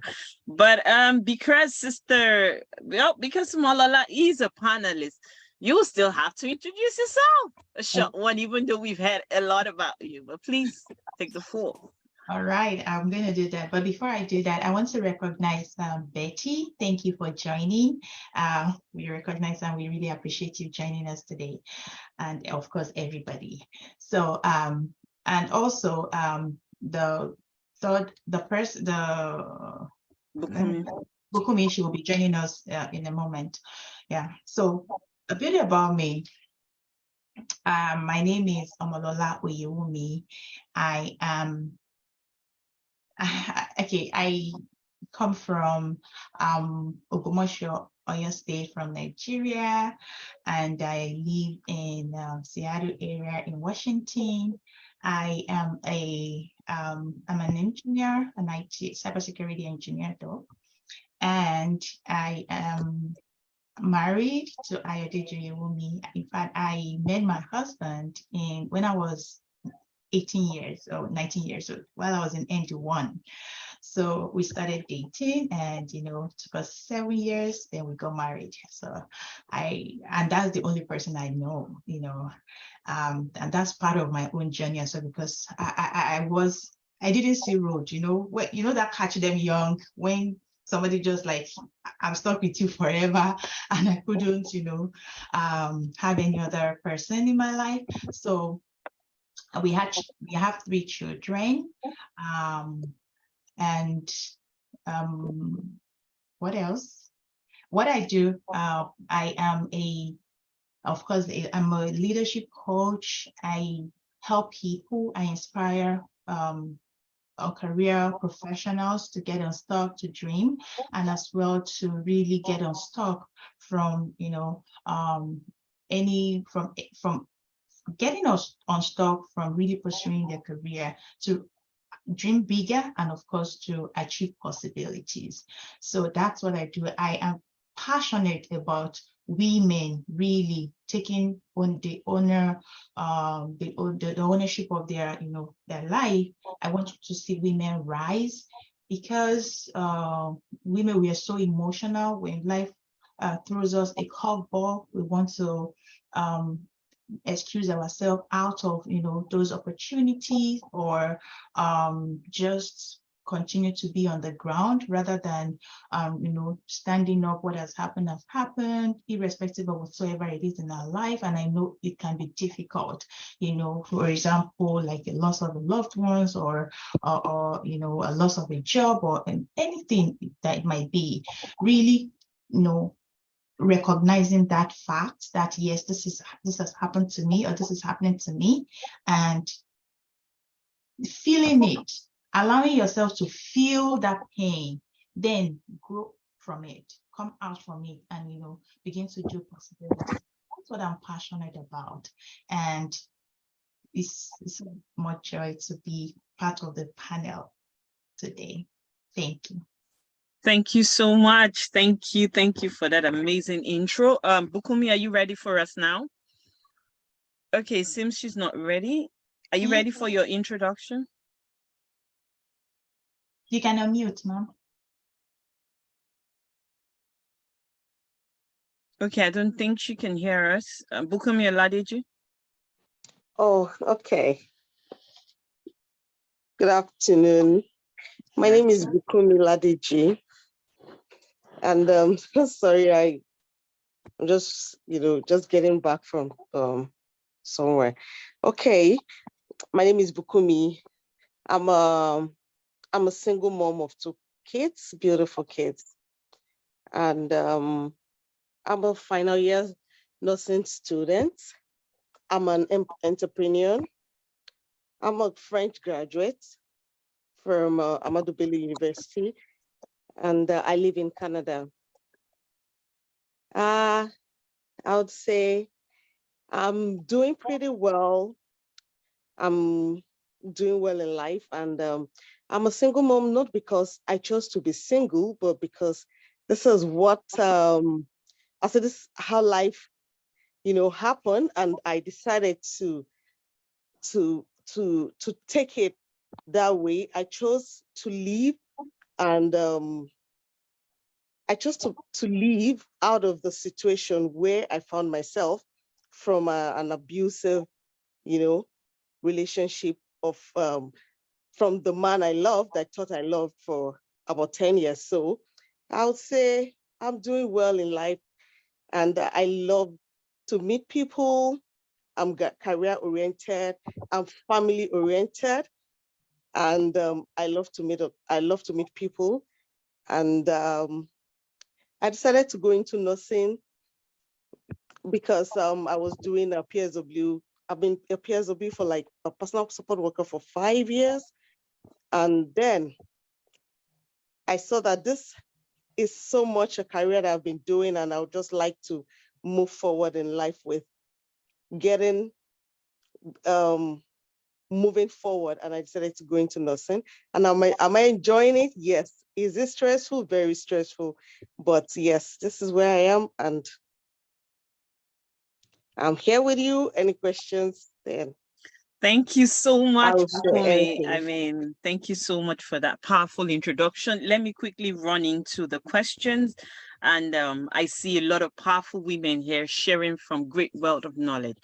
I know, Bukola, from your introduction that a lot of people want to definitely ask you this, because a lot of us want to be there present for our kids and yet still thrive in our career, in our life, still contribute to the economy, to grow our career, to grow. So what is usually your advice to women trying to navigate? I'm trying to grow in the career space. I'm trying to grow in the career space. I'm trying to be present for my children. How do I navigate that too? And then another set of women, those who say, okay, I want to be a stay-at-home mom. It's a choice, but I don't want to be seen as a liability.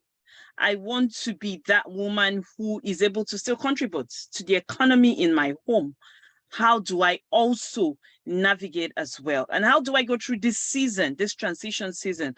Because whether you like it or not, if you come from developing economies like ours, you also don't want to get to the end of your life and not have a safety net. So how do you manage all of that? You first answer, and then any other person can pitch in. Thank you. Oh, wow. It's a three-headed question, but please. Yeah, that's a tricky question, actually. It's a tricky question because I feel like over the years, I've met a lot of ladies who have, different experiences around this. And maybe because of my coaching background, I've also discovered that quite some of these approaches need to be customized for the individual. So there's really no blanket answer. However, I probably would just mention things that you want to be mindful of, with whatever decision you take. There's something I usually emphasize in the work I do, and that is understanding your season. It's always where I come from when I want to address something for someone. I'm always like, look, your season determines your focus. And your focus would also determine your priorities. Now, your season could look similar to someone else's own, but you might not necessarily solve it the same way. That's one of the things that I've realized about it. So for example, for me, coming to this home space thing, I think the environment we find ourselves in sometimes puts us under pressure on how we should do certain things. So of course, coming from the African background, where if you're a lady who has gone through school, when I mean school, 4 years, college, university, the expectation is that you would use the degree to make money. You would use the degree to be relevant in a society. That's the expectation. But it also depends on the society you find yourself in as time goes on. Because like I mentioned earlier, I mean, we've been privileged to live in certain cities in the world. So I've been exposed to some cultures that kind of gave me a bit of a shock. And I think the first one was living in Cairo and meeting some women who were educated, very educated. In fact, this particular case, she studied medicine in school, but she went through school knowing she wasn't going to practice medicine. And it was a shock for me because I was like, this doesn't happen in Nigeria. That was the way it was for me. And in the conversation, she was like, she knew she wanted to be home to take care of her kids, yet she studied medicine. So for me, at that time, I started having a little bit of challenging the status quo when I hear things like, oh, you're a woman, you need to make money. I'm like, it doesn't always have to work like that. Now I get the fact that, there's this ideology about you never know what could happen to the man if you're married. And then if you're a lady still under your father's roof, you never know, you want to. So I'm not saying don't have the capacity to be able to churn your value in the market space to profits. That's not what I'm saying. I'm just saying there's just this pressure to think that that must happen. That's why I was saying that some of these recommendations need to be customized to the individual. And, in my work so far, I've actually met some ladies who are like, I want to stay at home. I don't want to work. I don't want to make money. I just want to be there for my kids and just have that time. Now, does that mean the person is always in that state of mind? No, that's why I said your season will determine your focus. So I think in answering that, without putting pressure on anyone, you need to first of all identify what season are you in. Are you in a season where you even have the capacity to go into the marketplace? Because if you don't have the capacity, you're going to make a mess of the opportunities that come your way. But if your mind is in that place where you're like, I can make the money, I am creative, I have the network, I'm motivated, then by all means make the best of it. Because the work starts with your state of mind. So if you're in a season where your state of mind is not ready, there's no recommendation anyone can give you that can work. So if we are applying this to someone who is in the state of mind who says, I realize that this is what I would like for myself. I realize this is what I want to make the best of. Then you now start talking about the things that might be required to make it smooth for the person. Not necessarily easy, but simple and smooth. And so for me, what I would say would be things like making sure you delegate as much as you can. Because if you want to be able to give your best at work, give your best with your family, give your best with what your giftings are and wanting to express that, you would need help. A support system you cannot do without. You cannot do without a support system. You need all those things in place, right? And so for me, I would say, what season are you in as a first step? Secondly, what do you really want to achieve in that season? And is it realistic? Because I met someone recently too who was saying something about, she just had a baby and, what she used to deliver at work. And I was like, do you realize you're in a new season? So why do we do that to ourselves? Why do we not become aware when our seasons change to tone down the expectations we have of ourselves? Because if you were doing something at a particular level before a season changed, when a season changes for you, you need to step back and be fair on yourself to say, this has to be different for me right now. And then you now start realizing what needs to tone down in frequency, what needs to step up in quality, what needs to step up in quantity for you to be able to say, I will thrive in this season. Because it will change. If you're in a season where you need more friends around you and not virtual friends, physical friends, you had better be doing the connections for you to thrive.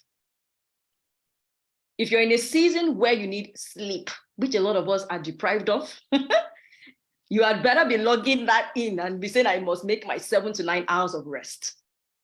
Now, you need to be balanced and never forget the fact that your wholesomeness is what helps you to bring your best to a space.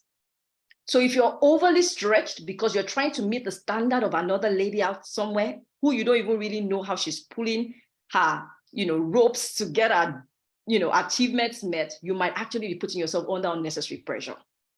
Because what happens a lot of times is that many of us want to be like a lot of other people. And there's nothing like being yourself, authentic self in a space. because that's the place where you can actually give the best that you can. So you need to understand, who am I? What do I need? What can't I do without? What am I supposed to be focusing on? And how do I get all these things done? But the key thing is understanding yourself, what you want to achieve in that space for sure, what you need. And then you now start saying, okay, in needing, you might be looking at things like a support system. You might be looking at delegating, because some people, maybe because they've relocated to a new city and they don't really know people there. So support system might be difficult. Then you're thinking about delegating, having enough as well, saved up, family finance, personal finance, to be able to make the things you need to do easy. But for me, I would say that whatever choice you take, someone in the home space, want it to be lucrative and profitable, or you're in the career space and you want to be balanced. And, I said earlier that I'm a believer and I don't joke with that space. I would say the things that you shouldn't forget are important per time: your walk with God and your relationship with your family. So notwithstanding the setup you want to put together, those things mustn't suffer, because those are the critical things. Because if you put yourself into a situation where, yeah, you're making a lot of money, there's a lot of profits, and you don't really know what's going on with your kids, or you don't really have that connection with your spouse like you should be having, the sacrifice is not worth it, as far as I'm concerned. Then it's not worth it at the end of the day. So you need to also take a step back as often as you can, asking yourself, is this really the life that I want? Am I really fulfilled in this space? Or is it just because of the accolades that I want to receive, or the appreciation I want people to give me on things? I know a lot of times I always tell myself, like, for me, for example, there was something I learned some months ago. I just told myself, what are the top things that matter to me that at the end of my life, I would say I did? And for me, those things are some of the ones I mentioned earlier: my walk with God, my connection with my family. I like to grow. So I was able to pick that when DDK was mentioning that about Lola, very intentional about growth earlier. I like to grow. I like to connect. I like to do certain things. And I said, okay, if these are the things that I really want my life to look like, then that means that with all we know about how your routine feeds into your life and what you do every day is actually what speaks into the life you're living, then I want to assess my life daily on that level. So every night, as much as possible, I ask myself, on these things that matter to me, did I touch on any of them? So I like to connect with my family. I say, okay, I have 3 kids. Was I able to connect to at least 2 of them today? My husband, was I able to at least gist with him today? Okay, did I take time to pray today? Because if you're doing so much and days are going and the things that matter in your life are not touched every day, you can have all the accolades, but you're not really fulfilled on the inside. So what you want to do is make sure that every step that you're taking per time, you're watching to say, I'm having it effective and fulfilling. Because fulfillment, it's a lot of things. You find a lot of people who have done so much, but when you sit with them and talk to them, you'll find a lot of people say, you know what, I don't have many friends. You are one of my very few friends. No, really, really, I know a lot of people, but I don't have many friends. And then you now start wondering, if friendship matters to you, why are you not deepening the few that you should be deepening? So a good focus is appropriate. I am not undermining the need for everybody to express their gift expression, nail it. If you need to be profitable or desire to be profitable, it's a good desire. However, you need to find out for yourself what matters to you in life. And notwithstanding what every other person outside there is saying, focus on the things that matter to you. Wow, this is so good. Thank you. Wow. I want to say thank you. I can't say enough. Can you hear me? I can hear you. Yeah. So okay, ma. Good evening, everybody. I'm honored to be here tonight as invited by Minister Omolola, one of the ladies that I love so much and I respect and I thank God for. She's a blessing. She's bold. She's beautiful. And I'm grateful to God that she's doing this. Thank you for doing this. The Lord bless you abundantly. I want to thank God for my sister that just finished ministering. You blessed me.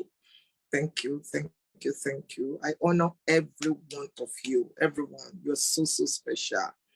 Omonola, I thank God for the way God brought us together. I thank God for your husband, your children, and we're grateful to God that you are the gift of God to us in this world. I want to thank my sister, one of the speakers, Minister Debola. I see all that you are doing, blessing lives all around the world. I don't know if she's here or she's left, but I want her to please know that she's loved, she's honored, and she's appreciated. A few minutes and I'll be done tonight. First and foremost, I want to say congratulations to you, Omolola, on the book. Welcome to our club. By God's grace, I've published 109 books. Wow. My books are on Amazon. Yes, and it's a powerful ministry because where you can't get to your books, get there. It's a powerful ministry, and I welcome you heartily. And I pray that the Lord will continue to multiply you and do you well in the name of Jesus. Thrive in your becoming. Thrive in your becoming. That's a command that Omonola is giving us, is given to us. Thrive, blossom, bloom in your becoming. Now, someone is commenting 109 books. Yes, that doesn't make me superior to you at all. At all. I may inspire you. I may encourage you, but I'm not your hero. You are your hero. Because a lot of times, this is what puts pressure on us as human beings. Hey, this person has done this. Hey, that person. No. Please be inspired by people, but don't let anybody make you feel that you're a failure, because you're not a failure. There may be things I've done that you have not done, or you may never do. You may never do, but there are things that you are capable of doing that I will never be able to do. You are your hero. So learn to celebrate yourself and be happy and be excited about what you are doing. You are in the house taking care of your children. You are the hero. I'm telling you, just make sure that your life is not dependent on anybody, including your husband. I don't care if I am misunderstood. Your financial life must not be dependent on anybody. Your father did not send you to school so that you just sit down and be waiting for one man to come and be giving you money. Even if you are living with children that have challenges, hey, my baby is autistic, hey, something is happening, you can still work from home. You can still earn money. The hand of the giver is always at the top. Gone are the days when women will just sit at home and say, this season now, I will just, it is whatever. No. You don't eat from anybody's table, crumbs from anybody's table, not at all. You can still make money. My books are on Amazon. You can sell pure water. You can sell anything. No man wants a liability around him. No man. The man may not tell you, but it's the truth. Every man is a psychologist. You must contribute something. You must put something on the table. No man wants you to be a parasite. So don't live a parasitic life. I understand that life is not lived in years. Life is lived in seasons. So there may be a season of your life when you have to put your career on hold.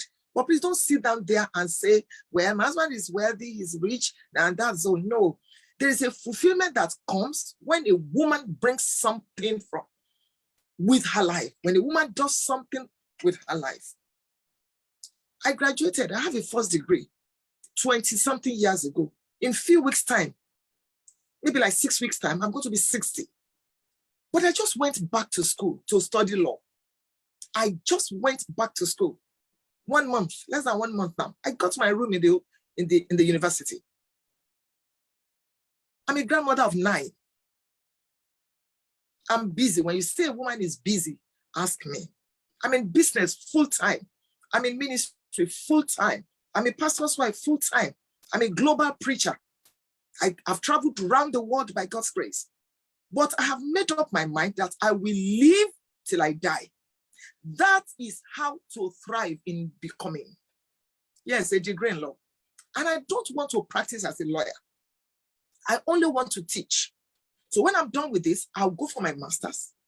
Before I'm 70, I will have my PhD. And then in the evening of my life, when I can no longer run around preaching, I want to begin to hide the gospel inside law and teach and raise the next generation. If Jesus tarries, I must live till I die. When it is time for death to come, I'm going to give death a run of its life. He will chase me. He will not meet me. Death will not meet me in the valley. Death will meet me climbing another mountain. That's how I want to live. And that is how to thrive in your becoming. I read English language in the university. So becoming is a present continuous word. It's present continuous. You cannot say, I have become. That's all. Praise the Lord.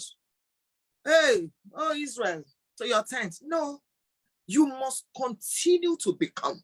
Be a better wife if you are married. And please let me say this. Do not let anybody make you think that if you are not married, you are inferior. No, marriage does not complete anybody.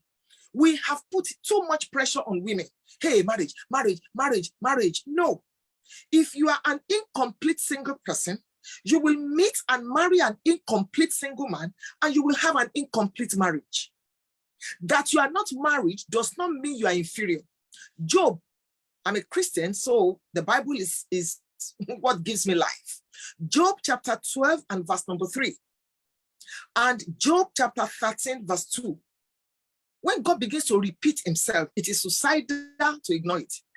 Job 12:3 and Job 13:2 says, what you know, I am not inferior to you. It's in the Bible. I am not inferior to you. So that somebody is married, that's their status.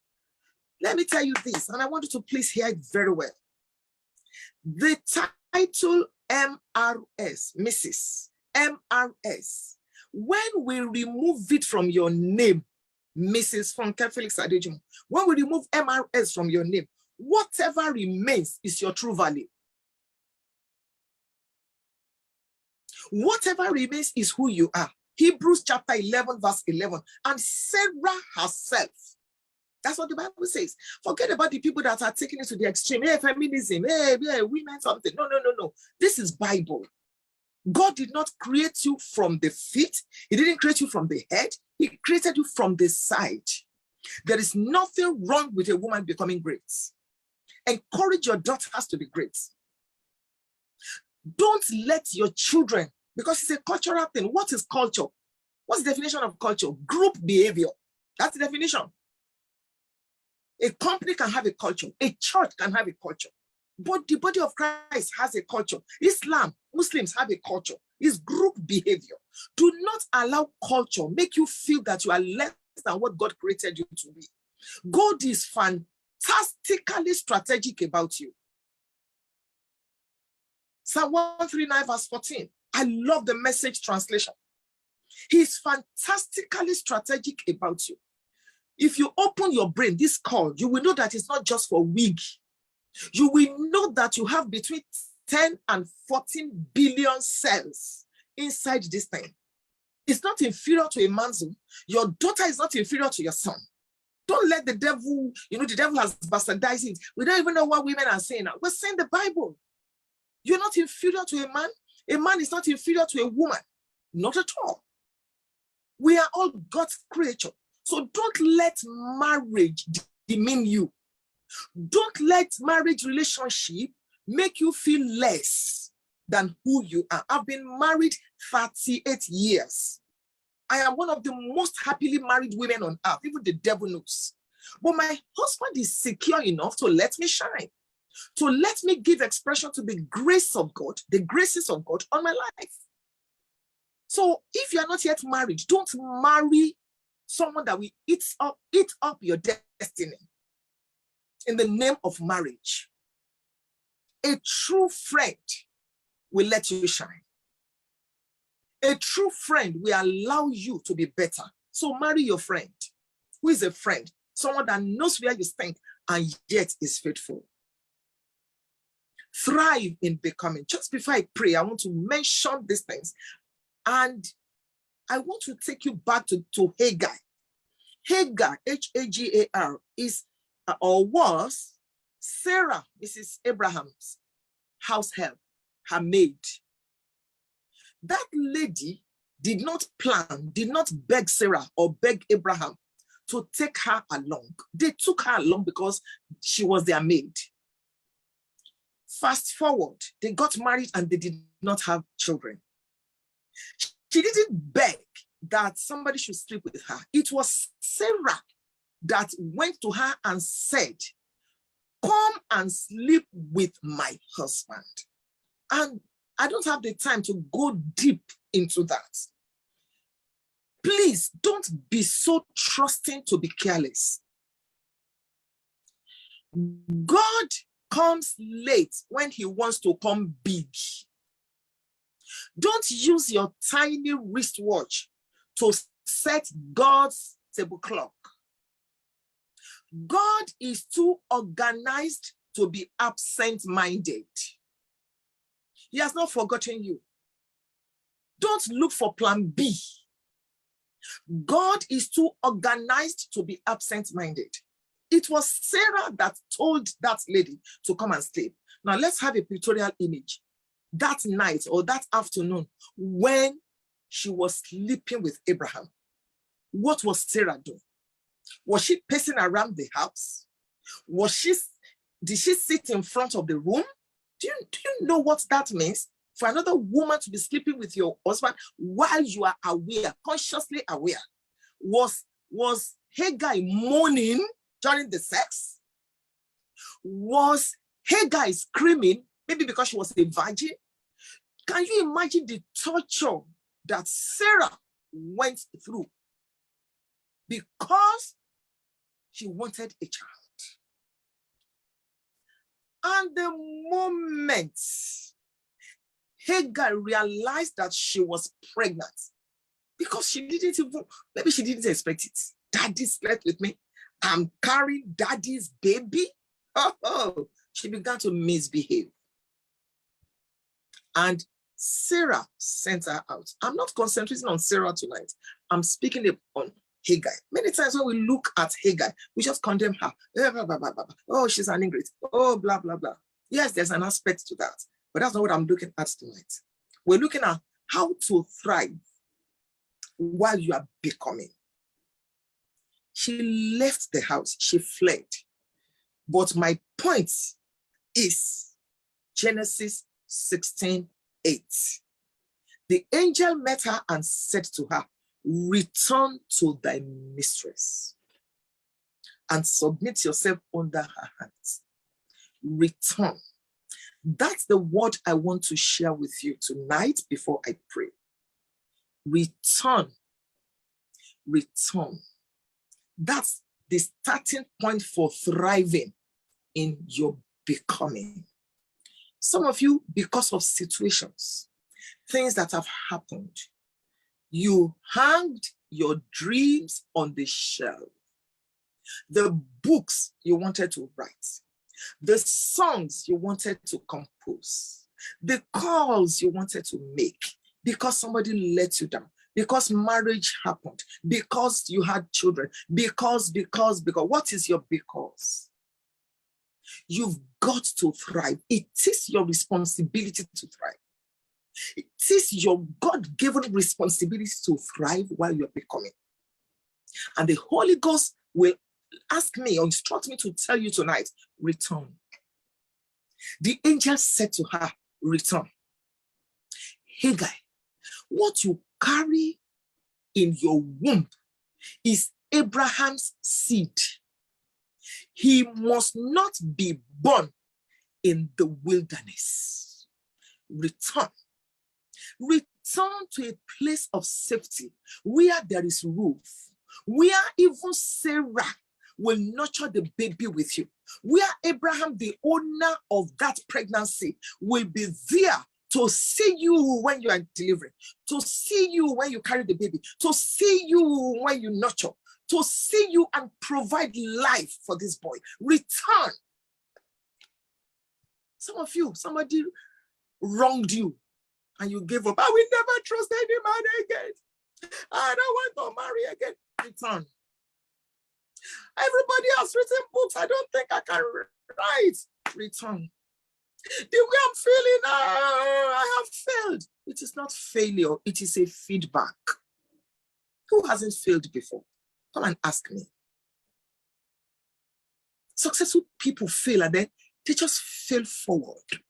There are things I wish I didn't say in my 60 years on earth. There are things I wish I didn't do. But you see, it is not a failure. It is a feedback. Return.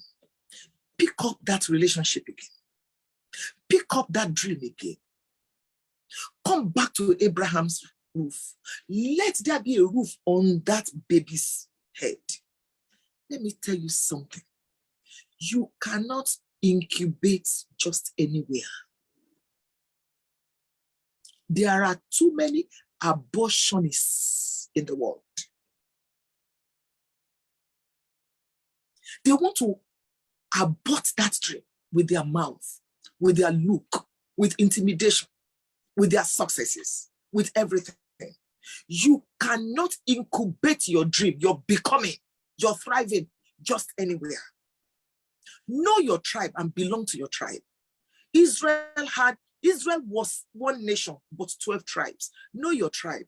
In some tribes, all they do is gossip. What is lipstick? What is hair? What is... In some tribes, all they do is inspire and challenge. Know your tribe. In Luke chapter number 1, the moment that Mary got pregnant, she looked for her tribe.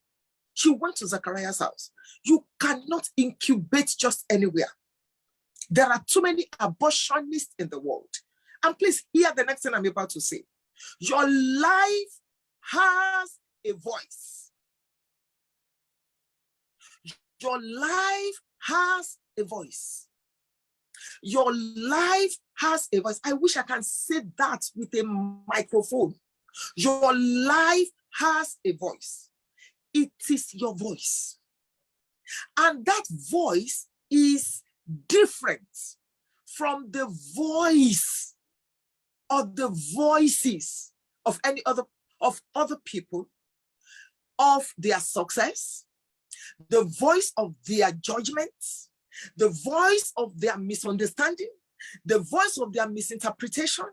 Your voice is different from the voices of other people's opinions, other people's successes, other people's failure, other people's impression of you, other people's opinion of you. Opinion is the cheapest commodity on earth. Anybody can afford it. Why will you let people that don't contribute nothing to your life determine how you feel about yourself? Return so that you can start thriving in your becoming. It is your own. Please hear me as I close. Refuse to be an extra in the movie of your life.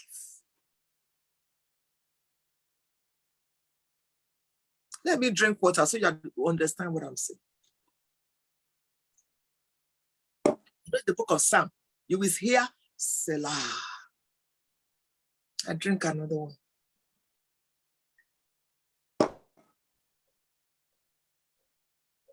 Refuse to be an extra in the movie of your life.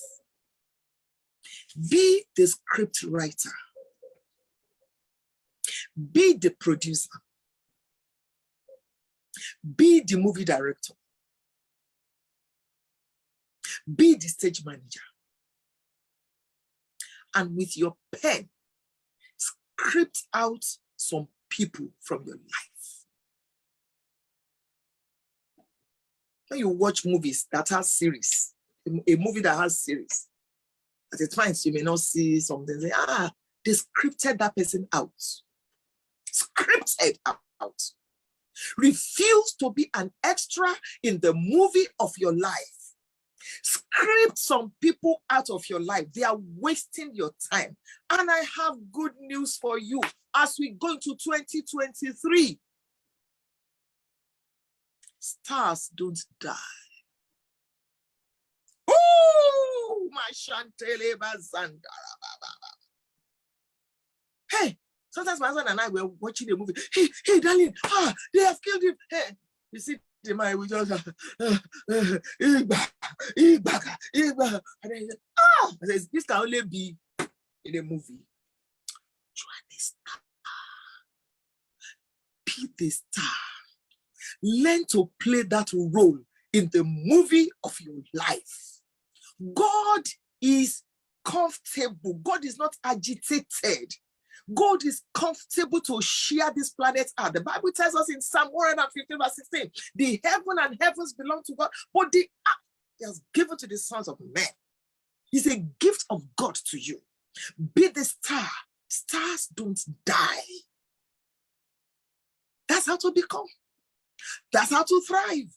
Stop taking permission to be the star.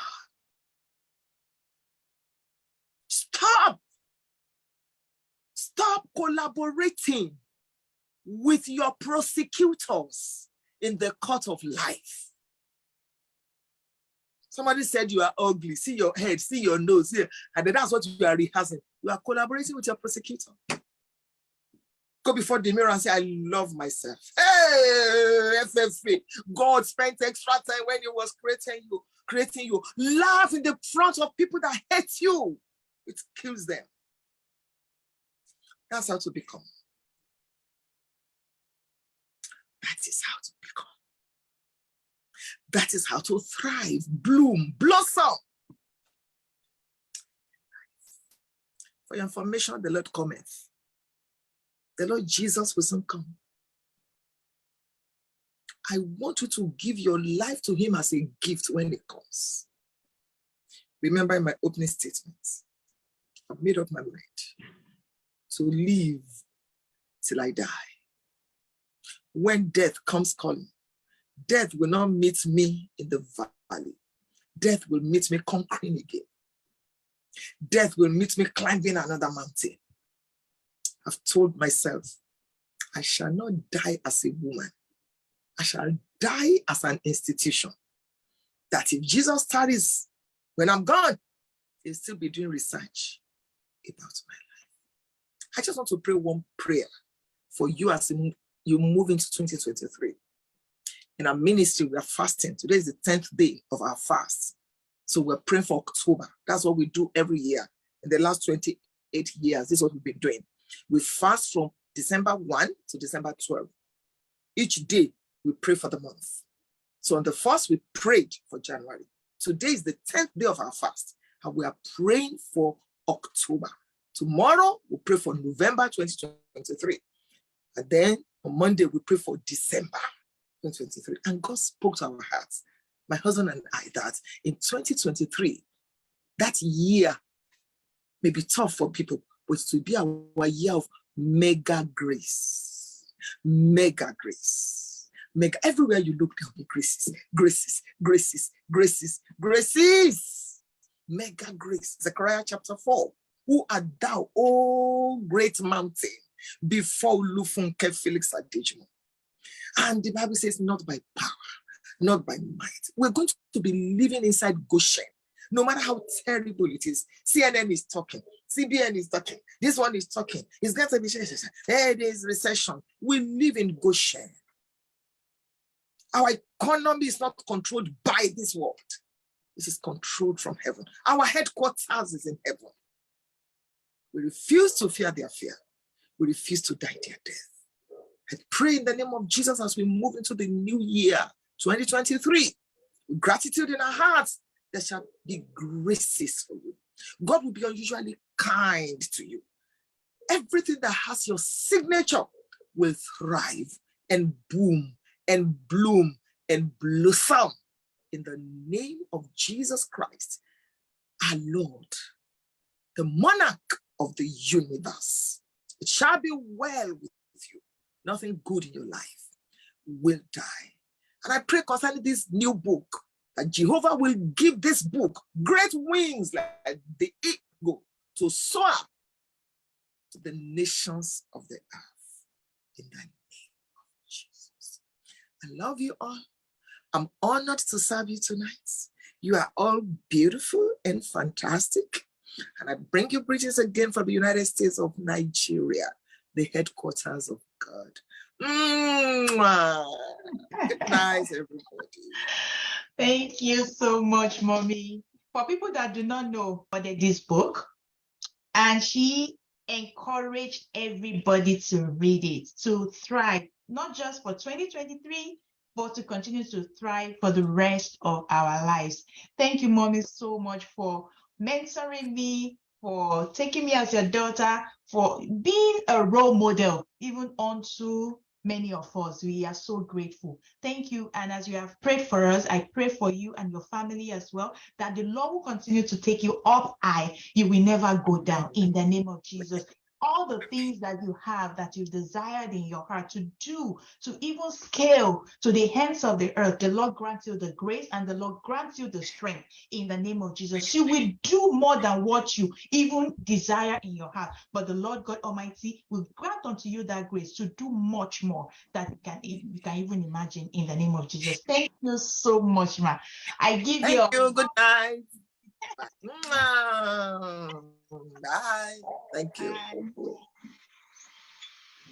All right. Wow. Please, can we just make some noise for Mommy FFA in the comment section? My goodness. Wow. I took some notes. You are your hero. I will live till I die. Don't live a parasitic life. Bring your own value to the table. Then she's mentioned that becoming is a present continuous work. Like it's not over. You continue. And she talked about stars not dying. And I remember putting in the comment section, actor no they die. You know, in the movies when we're much younger, they will say actor and booze. And I always say, if the actor says, no, it's fake. He has not died yet. You know? So yes. So please, I want to see in the comment section, please share what were some of the things that really stood out for you as she was speaking. She said so many fantastic things, and I could even see responses in the comment section. And people are already asking for recordings. So just, share. Yes, Tosin says you are valuable. Yes, you are. Yes, you are. And then I have two questions again, to win books, you need to answer questions. but before we answer the question, yes, your life has a voice. You are your own hero. Yes. God is too organized to be absent-minded. Like that one was, it was so good. Don't use your tiny wristwatch to set God's table clock. So good. Yes, she was just, giving it to us back to back, every word was just a hit, Stop collaborating with the persecutors of your life. That was so good. Script them out. And then, yes, I cannot incubate my dreams just anywhere. Like, this is so good because truly, you can't just go anywhere. It's not everywhere that is a safe space for incubation to happen. Refuse to be an extra in the movie of your life. How can you be the star of the show and then we are acting like, an extra? No, don't be too trusting to be careless. And Onuba Bukumi says, now maybe the creative director, yes, of your life. Yes, that is so good. That is so good. Let me just mute Taiwo. Yeah. Yeah, so can we still have more? So while I'm waiting for more, two questions before we, two questions. First question is, the words I am not inferior can be found in two scriptures that was mentioned today. First person to put that in the comment section. Dr. Shehu Newton has been waiting for this moment. I can feel it. I think she suspected that I would ask that question. Like, I wasn't even done. And Dr. Shehu. Yeah, give it up. Shehu Newton has made it onto the list of those that's going to get the book. That's one. And then there was something very important that she said. She said the starting point of thriving is dash. What is it? The starting point of thriving is dash. And then we have a final winner of tonight. Angel got the right answer, but Angel is already on our list. So we go to the next person, which is Ibukun Olua Ajayi Banji. Awesome. Thank you all so much for participating. Now I'm going to call on Omolola again to share about the book, and then we're going to put the details again in the comment section because we have more people on the call now. We just need to know a little bit more about this fantastic book that Omolola has written. How we've made several channels available for you, whether it's on Seller, on Amazon, Okada Books, there is Zelle, there is PayPal, just because we know that you're all over the world and we just want to be sure that you can purchase this book from anywhere. So I'm going to put in that comment again in the comment section so that you can see it. And Lola, do you want to maybe read a chapter or something from the book just so that, you know, our people can get a sense of what's inside this amazing book that you have written? Where are you? So I'm spotlighting you again. Can you hear me? Yes, we can. Okay, so I want to do two things. So first, I will read from a book review, you know, that I when I started this, you know, putting it out that I need people to review and all, I got some reviews and I choose one. You know, I want to read that so that, you know, prepare our mind or prepare us of what. And I've been putting few things out as well, but I'm going to do this and of course then go quickly to having, sorry.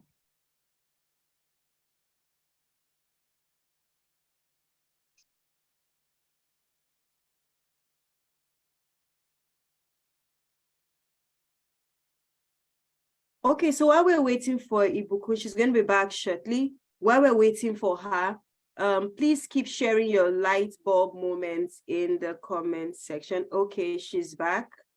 Okay, you're back. Sorry. So one of the review I'm going to read said the book Journey of Becoming is a practical manual that awakens and empowers you to run the race set before you with grit, courage, resilience, clarity, brutal focus, discipline, consistency, confidence, excellence, patience, spiritual strength, mental strength, emotional strength, and physical strength. The book is sectioned into seasons of preparation, striving, and thriving. It will help you to stop making excuses and become absolutely responsible for the outcome of your life. It will make you accountable to yourself and become determined to do all it takes to achieve your desires and visions. The author's personal stories are so compelling that it impacts you with grace, practical steps to realign, believe bigger, and act. The book shows you that who and what are inside of you are far greater than any challenges or barriers you are facing. You have incredible power within you. Therefore, you should develop the habit of courage, acknowledge your fears, and confront them with faith and bravery. Speak positively and use affirmations. You should also demolish limiting beliefs, embrace learning, be authentic, know your strength, be grateful, and stay focused on your journey. One of the beautiful things about the book is that there are affirmations at the end of each chapter. So let me stop from there. I still have, you know, other things. And one of the things, as I'm even rounding off this session, is to use some of the affirmations in the book, you know, declaring, because apart from even being positive, so many things around us that happen to us, there are evidence, you know, these are evidences, like this is the fact, but what is the truth? we speaking the truth, even in the face of evidence, takes courage. And this book will help you in navigating seasons, to really stand up and speak the truth by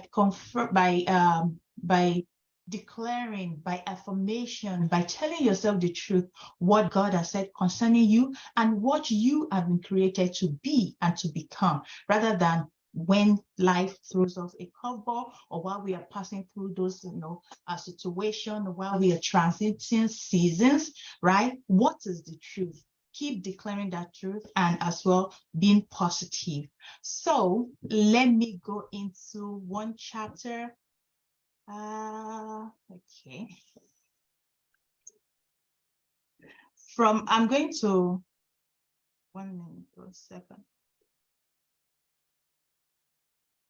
Okay, before I go into affirmation, there is one thing that I want you, talk about, which is in the last chapter, the refine when know your balls. Yeah, know your balls. As women, and as I said, the last chapter was dedicated to women, in really understanding the season we are in right now. And it says you have different balls. How you handle and keep them in the air is very important, really important. There are different types of balls you are juggling as a woman or as anyone, right? A glass ball, a lead ball, a wool ball, and a rubber ball. Understanding the impact when they fall. For example, let me say a glass ball. When a glass ball falls, it shatters on the floor. This can hurt you and others. Also, it creates a mess and extra work to get it cleaned up. This kind of balls, for example, might fall under your health. You don't want to drop the ball. You want to guard it well. There are several examples of glass balls. Everyone juggles. It might be different. Think about an experience that when you undo, or when handled, and would not only impact you, but also others. Just think about that, like having that, taking ownership of what you are doing, taking ownership of that season is going to really help you, in defining who you are becoming in that season. And the second one is lead balls. When a lead ball falls, it impacts the ground by denting the concrete, right? The concrete here means others. This kind of ball, for example, your priority at work, it affects your boss, it affects the business and other team members. It affects you and your brand. If it drops, it could affect the business, it could damage things, it could even damage you and can take a longer time for you to even repair. You should guard these balls very well. The third one there, the wool balls. These balls are lightweight. When they drop, possibly only they can be picked up easily, worked on, and you don't even you don't sweat too much. An example of this is a process of creating a habit. You missed your workout or your commitment to reading for 30 minutes daily. This can be easily picked up. It's not life-threatening, so you can manage that well. And the last one is the rubber balls. Rubber balls always bounce back when dropped. Most times they bounce beyond their initial state. When they fall, there is no damage at all to the ground, no damage to anyone, not much impact on you and others. These are the balls that make you stretch when you pick them up. Think about those balls in your life. For me, it's when I fall short of my goals. I tend to make up for the lost time when I eat junk food because I'm in a social gathering or because I have lunch with my team. I follow it up with fasting, with intermittent fasting, extra 30 minutes or 1 hour at the gym, detox myself with tea. It helps me get better. The ball drops, but I pick it up again and it stretches me, right? Think about the kind of ball you are juggling. You can't keep all the balls in the air. What is important is knowing which ball you are juggling. There is impact. What's their impact? What's their weight? And try to prioritize them. I think for now, let me stop for now. How do you feel? What kind of ball are you juggling right now? You can just, let's make it interactive a bit. Going through the season in your life, right? You are juggling so many balls. You are going through difficulties. You are going through, transitioning into, maybe you travel, you're migrating, you are, maybe you're pregnant, you just gave birth, you just get married. What season of life that when you think about the kind of balls you are juggling, especially as a mother or as a woman, right? Prioritizing those things. And I have what are the nuggets, what are the steps, and all those things that can help you in the book. So you might want to get it. All right. I will continue to drop the link for the book. Okay, you will continue. Hey, thank you so much, Lola, for sharing that with us. I really love the excerpt you read from your book, and I hope everyone that with that she has read, we've been able to convince you and not to confuse you on why it is really important to get that book. And so now I'll be handing over to Bumi and the rest of the panelists to just wrap up the panel session as briefly as possible. I know that you guys have already set the tone of that conversation, but just to take things further and tie things up as we come in. Book winners, please reach out to us, send us your email so that we can get in touch with you. Angel, Christiana, Oluwatosin, Olamide, Wura, Temitope, Shehu, and Ibukun Oluwa. And let them tell us which version, either paperback or copy, so that we'll know what to send to them. Okay, awesome. So you heard that from our host. Over to you, Bumi. Yeah. Thank you so much. Thank you. I mean, I don't want to leave the book session, because that is the whole idea of why we're here. Please, if you have to pick 100 copies, pick. Oh, I'll do in Igbo version, ringing my bell already. One. How much is it? 10K of, please buy in bulk. Help our ministry move forward. And thank you so much. $4. Thank you. Thank you. Star Bukumi, so good to see you. Your intro was amazing, and you're on the spotlight for right now. Your intro was so amazing that I was like, we need to hear a lot more. There are probably a lot of single mothers, there are a lot of women going through abusive marriages who are wondering, what's my exit strategy? A lot of people want to leave, but they don't have agency. In the words of a very good friend of mine, Valade, it's like, I want to leave. This situation is very hurtful. I run a ministry for women going through difficult marriages. So I can tell you firsthand that it's a whole lot of struggle. Some people, you have to weigh the concept, look at it. Oh, I've not worked ever before.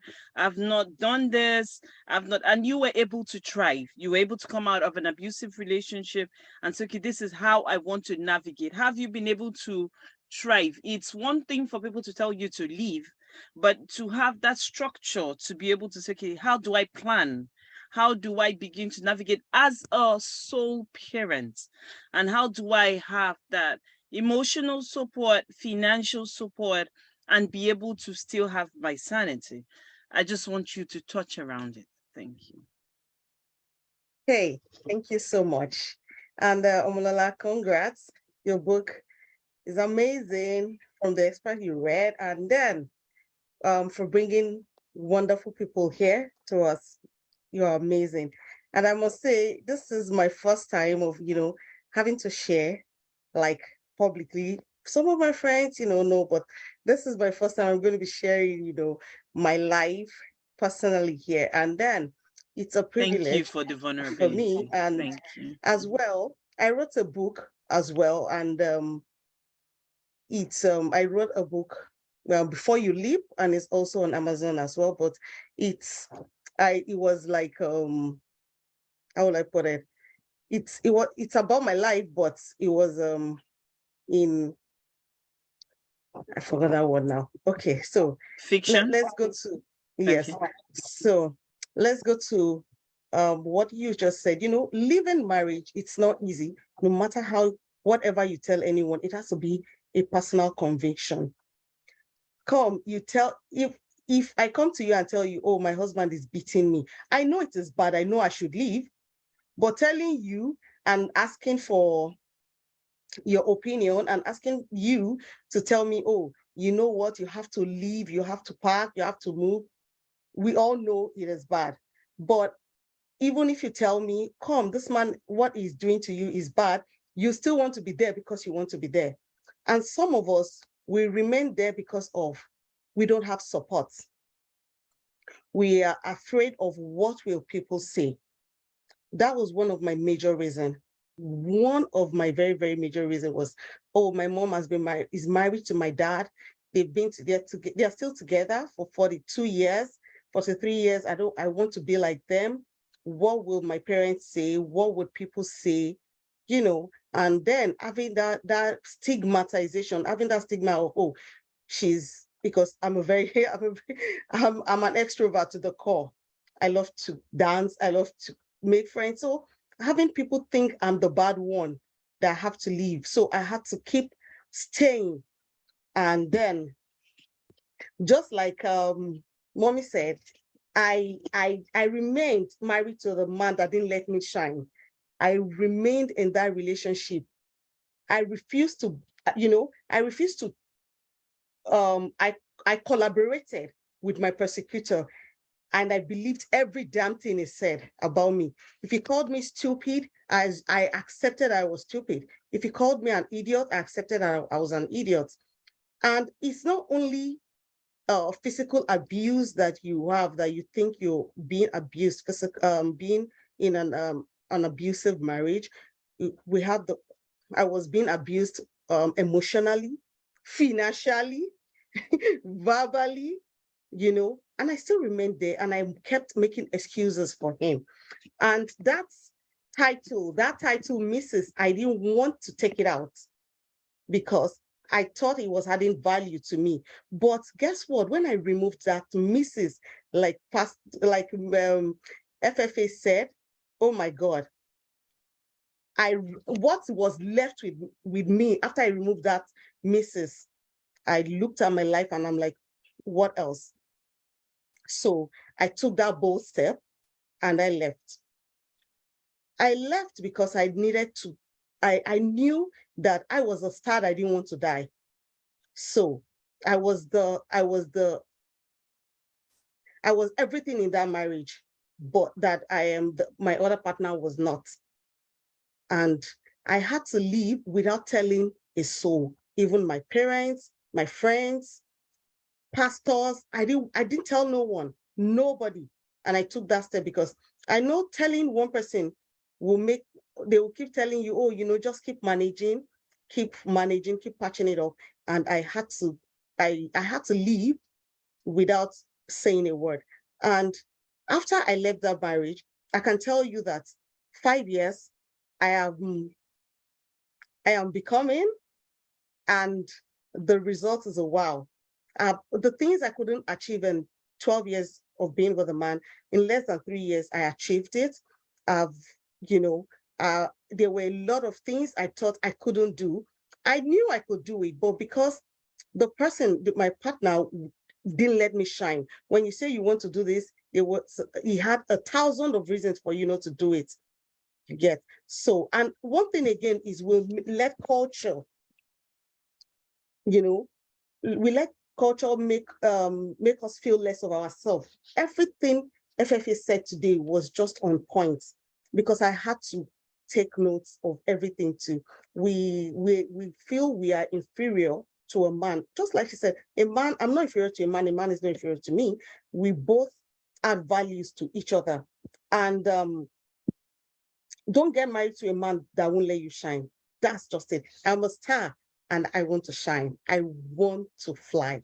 And I'll tell everyone going through an abusive marriage, just, you need a support system, and you need to talk out. I was dying. I never said a word to anybody, and I was dying to the point of becoming suicidal until I realized that, look, I can make something good out of my life, and I made that decision, and I'm here today. Thank you, Bukomi, for the vulnerability. It's so tough sharing some very hard things, especially when we've had to go through such a very defining moment. Thank you for handling it. I love the fact that you highlighted having mental health support system, because that's so key, especially because you've lived your life, you had expectations, and the feelings are very strong. And, even if it's therapist or whatever you can, to navigate that season, because it's a very strong emotional, financial, and it's a very strong one, and you need to begin to plan exit. Now over to you, Sister Lola. I have one last question for you, if you don't mind. So my question to you is, how have you been able to take thriving in the workplace? I know you touched on it in your book, but I want you to actually go deep. Thriving, especially in the area of career as a woman of color, how were you able to navigate the whole imposter syndrome, everything? Because I heard DDK saying, oh, you've been able to tear layers upon layers. We cannot lie that as a person of color, you have to deal with self-sabotage, imposter syndrome. How are you able to do that and literally rise in one of the Fortune 500 organizations? Absolutely. I'm going to say it wasn't easy, or it's not easy because it's still happening. But what I would say is, number one, clarity. What exactly do I want? What exactly do I want to become, right?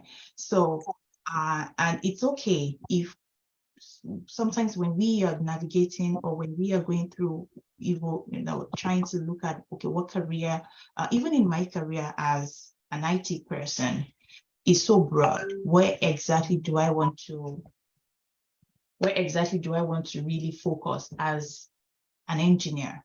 So my first thing I'm going to say is my goal, clarity on exactly what I want. And most times we don't get that clarity on our own. The level at which a problem exists is not the same level at which it's going to be solved. So getting mentor, getting a sponsor, getting a coach is going to be like the most phenomenal thing for anyone that really wants to thrive in a career. So there are so many books, there are so many material tools that can help you. Once you get that clarity of this is what exactly that I want, in my field as a lawyer, or in my field as an IT person, or in my field as an accountant, right? What I used to do is, or my own experience is this: when I went to Polytechnic, I did computer science. I went to higher institution, I went to university, and I read, I did a computer, sorry.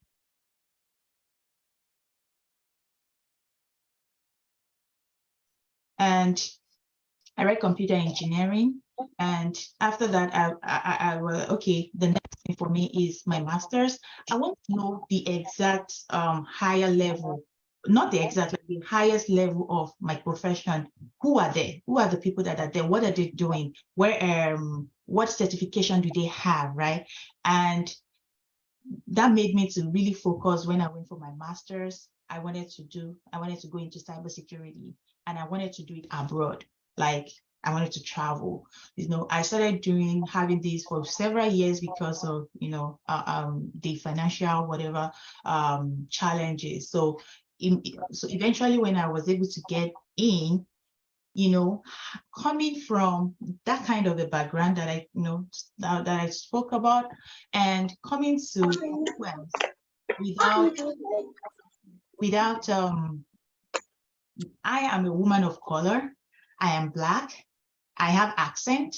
When you talk and people are like, can you repeat that? Can you repeat that? And sometimes you felt you are not comfortable, about, people not understanding you or trying to pass a message and they don't get it. And and even apart from that, there are so many things that get passed by you because you don't look like, one of them.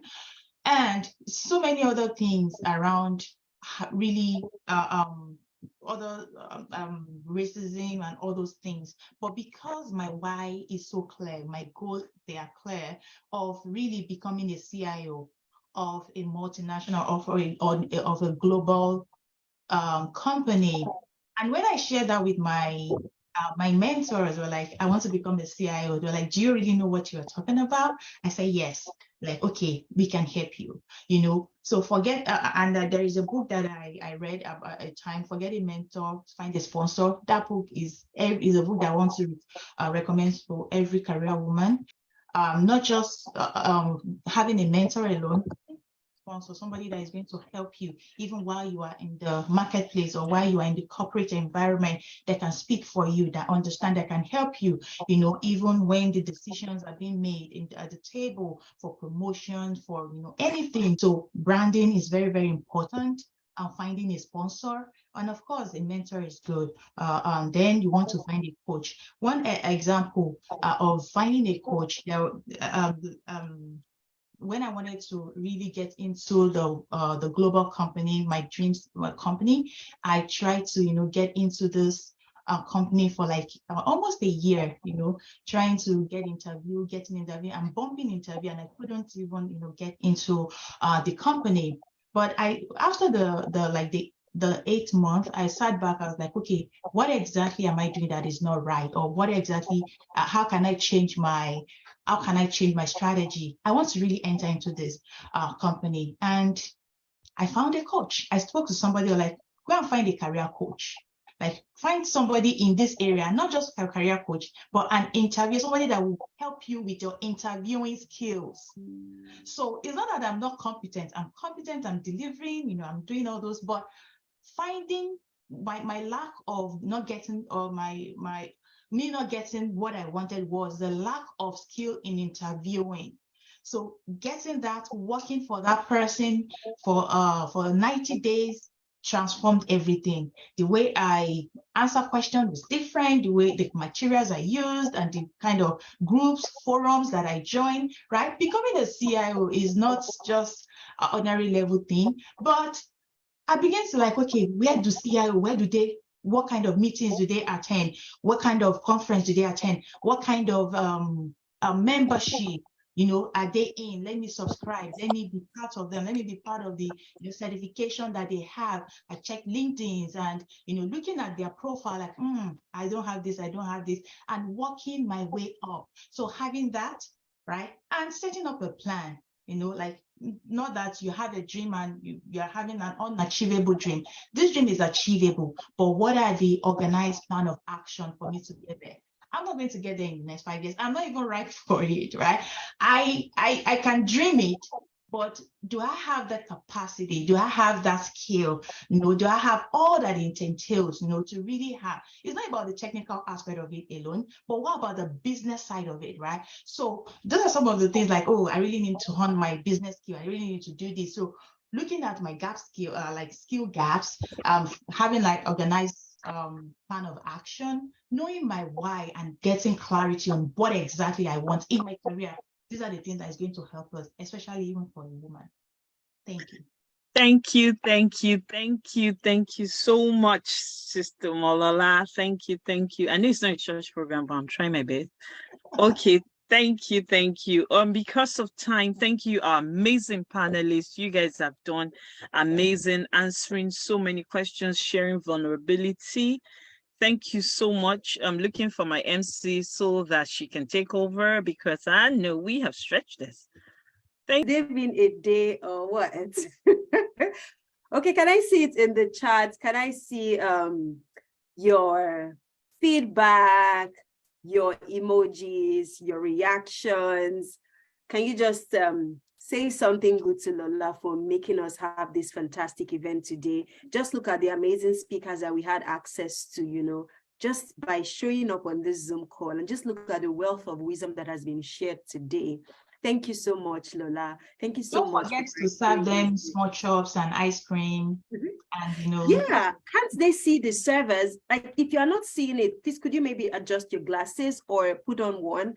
You need to have seen them. They're somewhere around you. I don't know how we're missing that. Like, that should have gone round since with some chilled Zobo.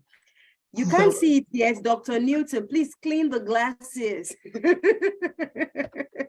Anyway, thank you so much, Lola, for writing this book. Thank you for bringing us together. Thank you for sharing your story. Even Bukumi, Bumi, Bukola, thank you for sharing really from your heart, and showing that these things might be tough, it might be difficult, but there is a way out. Thank you so much. The comments are funny. So thank you so much. I really appreciate.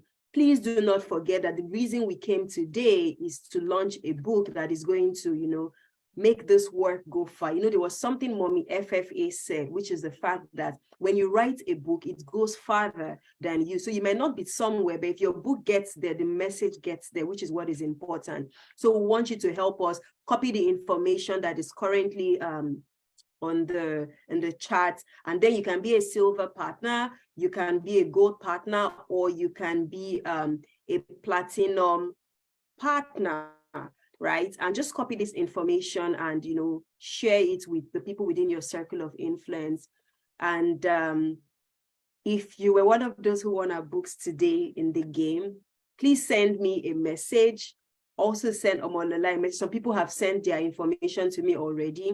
What you're sending is you're sending your full name, your email address, and how you want the book. Do you want an ebook or do you want a paperback book? So please send that to us so that we can take it up from there.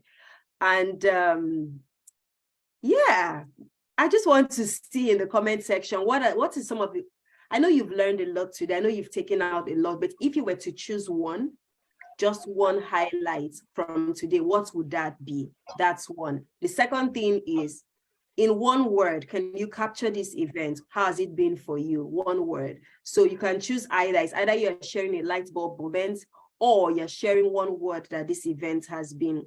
You're summarizing, you're giving us an adjective of how this event has been for you.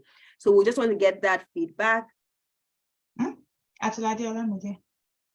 It's such a lovely time spending here. And I'm so proud of Lola, very, very proud of her.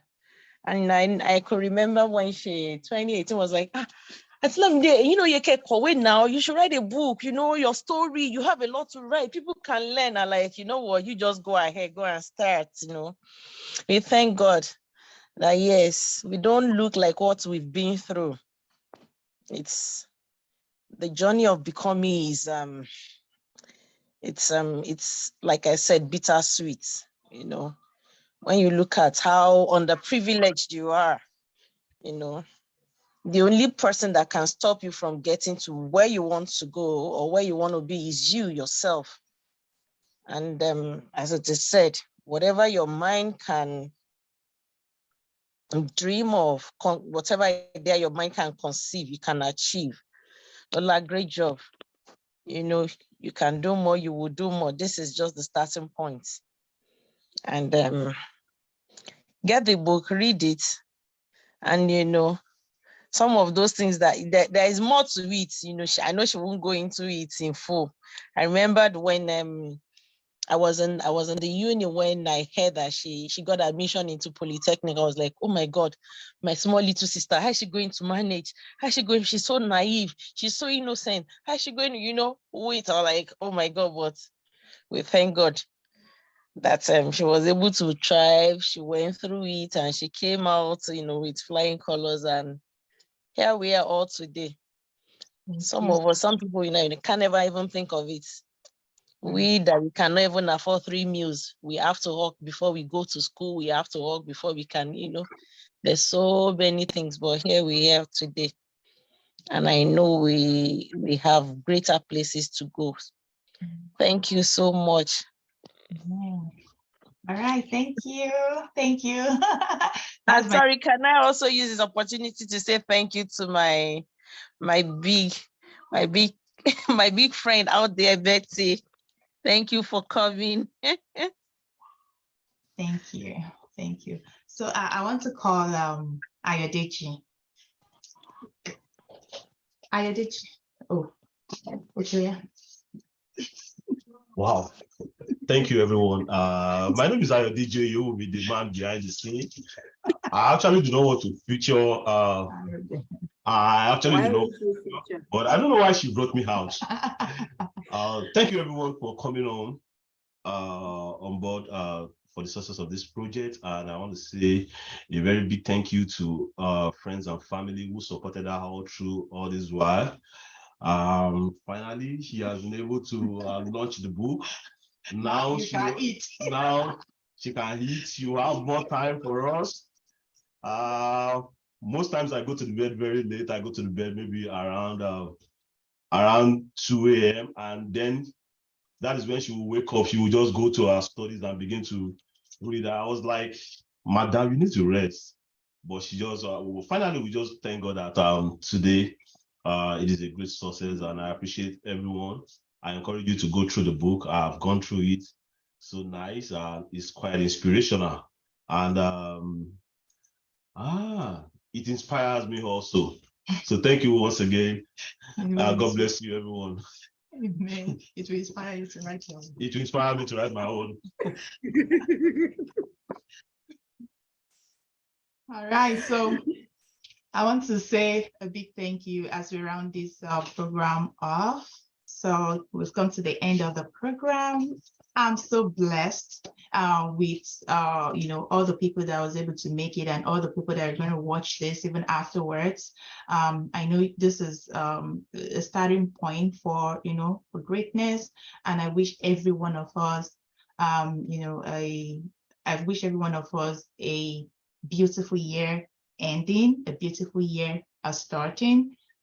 Keep becoming, keep dreaming. I want to say thank you to my brothers, the triplets. And unfortunately, we only have 2 left. One of them is gone. They've been the one who really shaped me. Like they really shaped me out of the boys.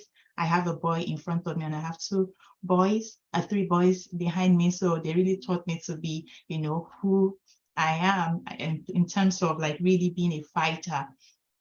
So I want to say thank you to Kunle Olaniyi, Olaniyi, Olaitan Olaniyi, and my parents. They are not here because our last born, Olaniyi, today is their engagement in Nigeria, so they had to attend that, so they couldn't make this program. So, but I want to say thank you to our spouses, the Atilades, Olamide Atilade, thank you, and the husband, Uncle Yinka. I want to say thank you to you. I want to say thank you to my brother, Olaitan Olani, and the wife.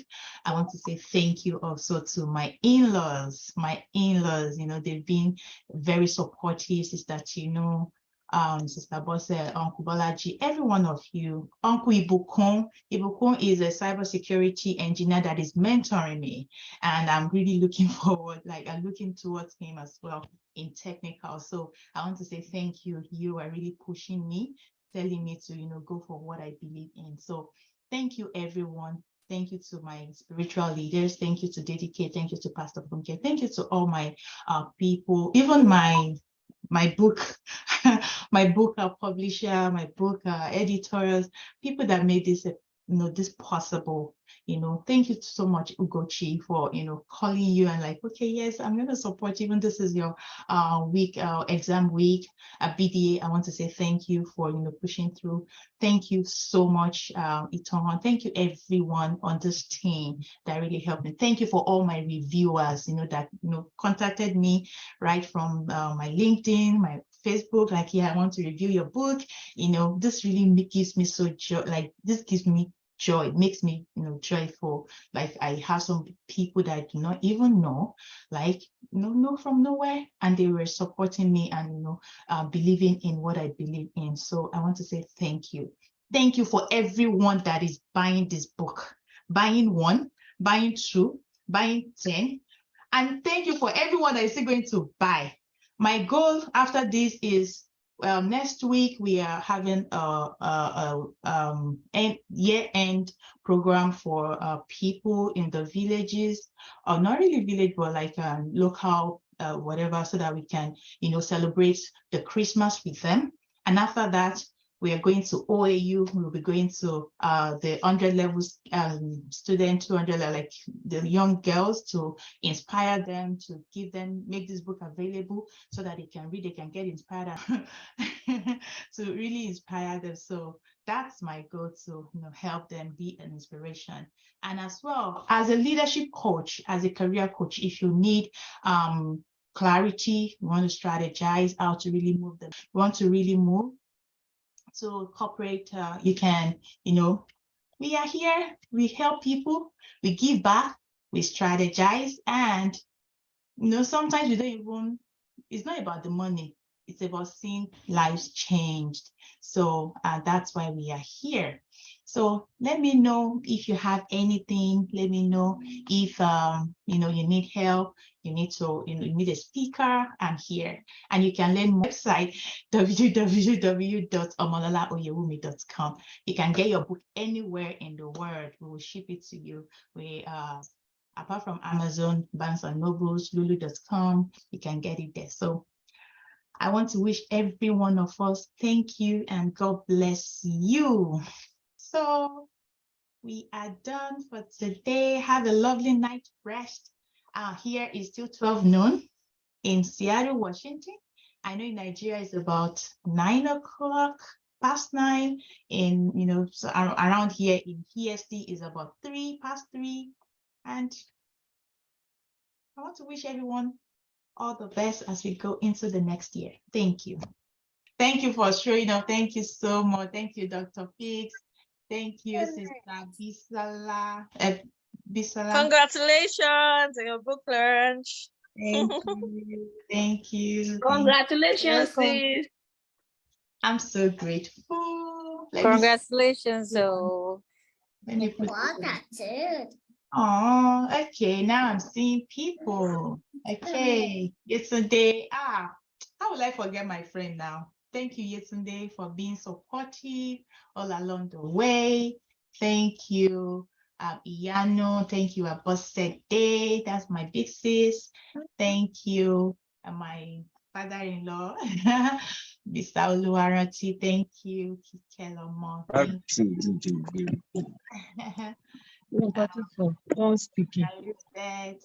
Thank you, Olufunke. Thank you, Grace. Thank you. Okwayemi did my makeup. Thank you. Please, if you want makeup here in Northwest in Northwest US, you can call her. She will be there. Thank you, husband. Thank you, everyone. Ogogo is our lunch person, and I didn't see her on time. I would have called her so that she can, you know, on behalf of myself and my family, I donate. You know, I didn't see her on time, but I want to say thank you for being our chief launcher. Thank you, Oluwato, say thank you. Chikozium. Serena, thank you, my Ghana sister.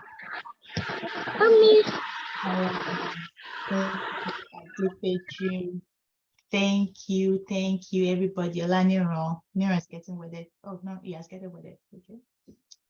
Thank you, everybody. We have to go right now. All right.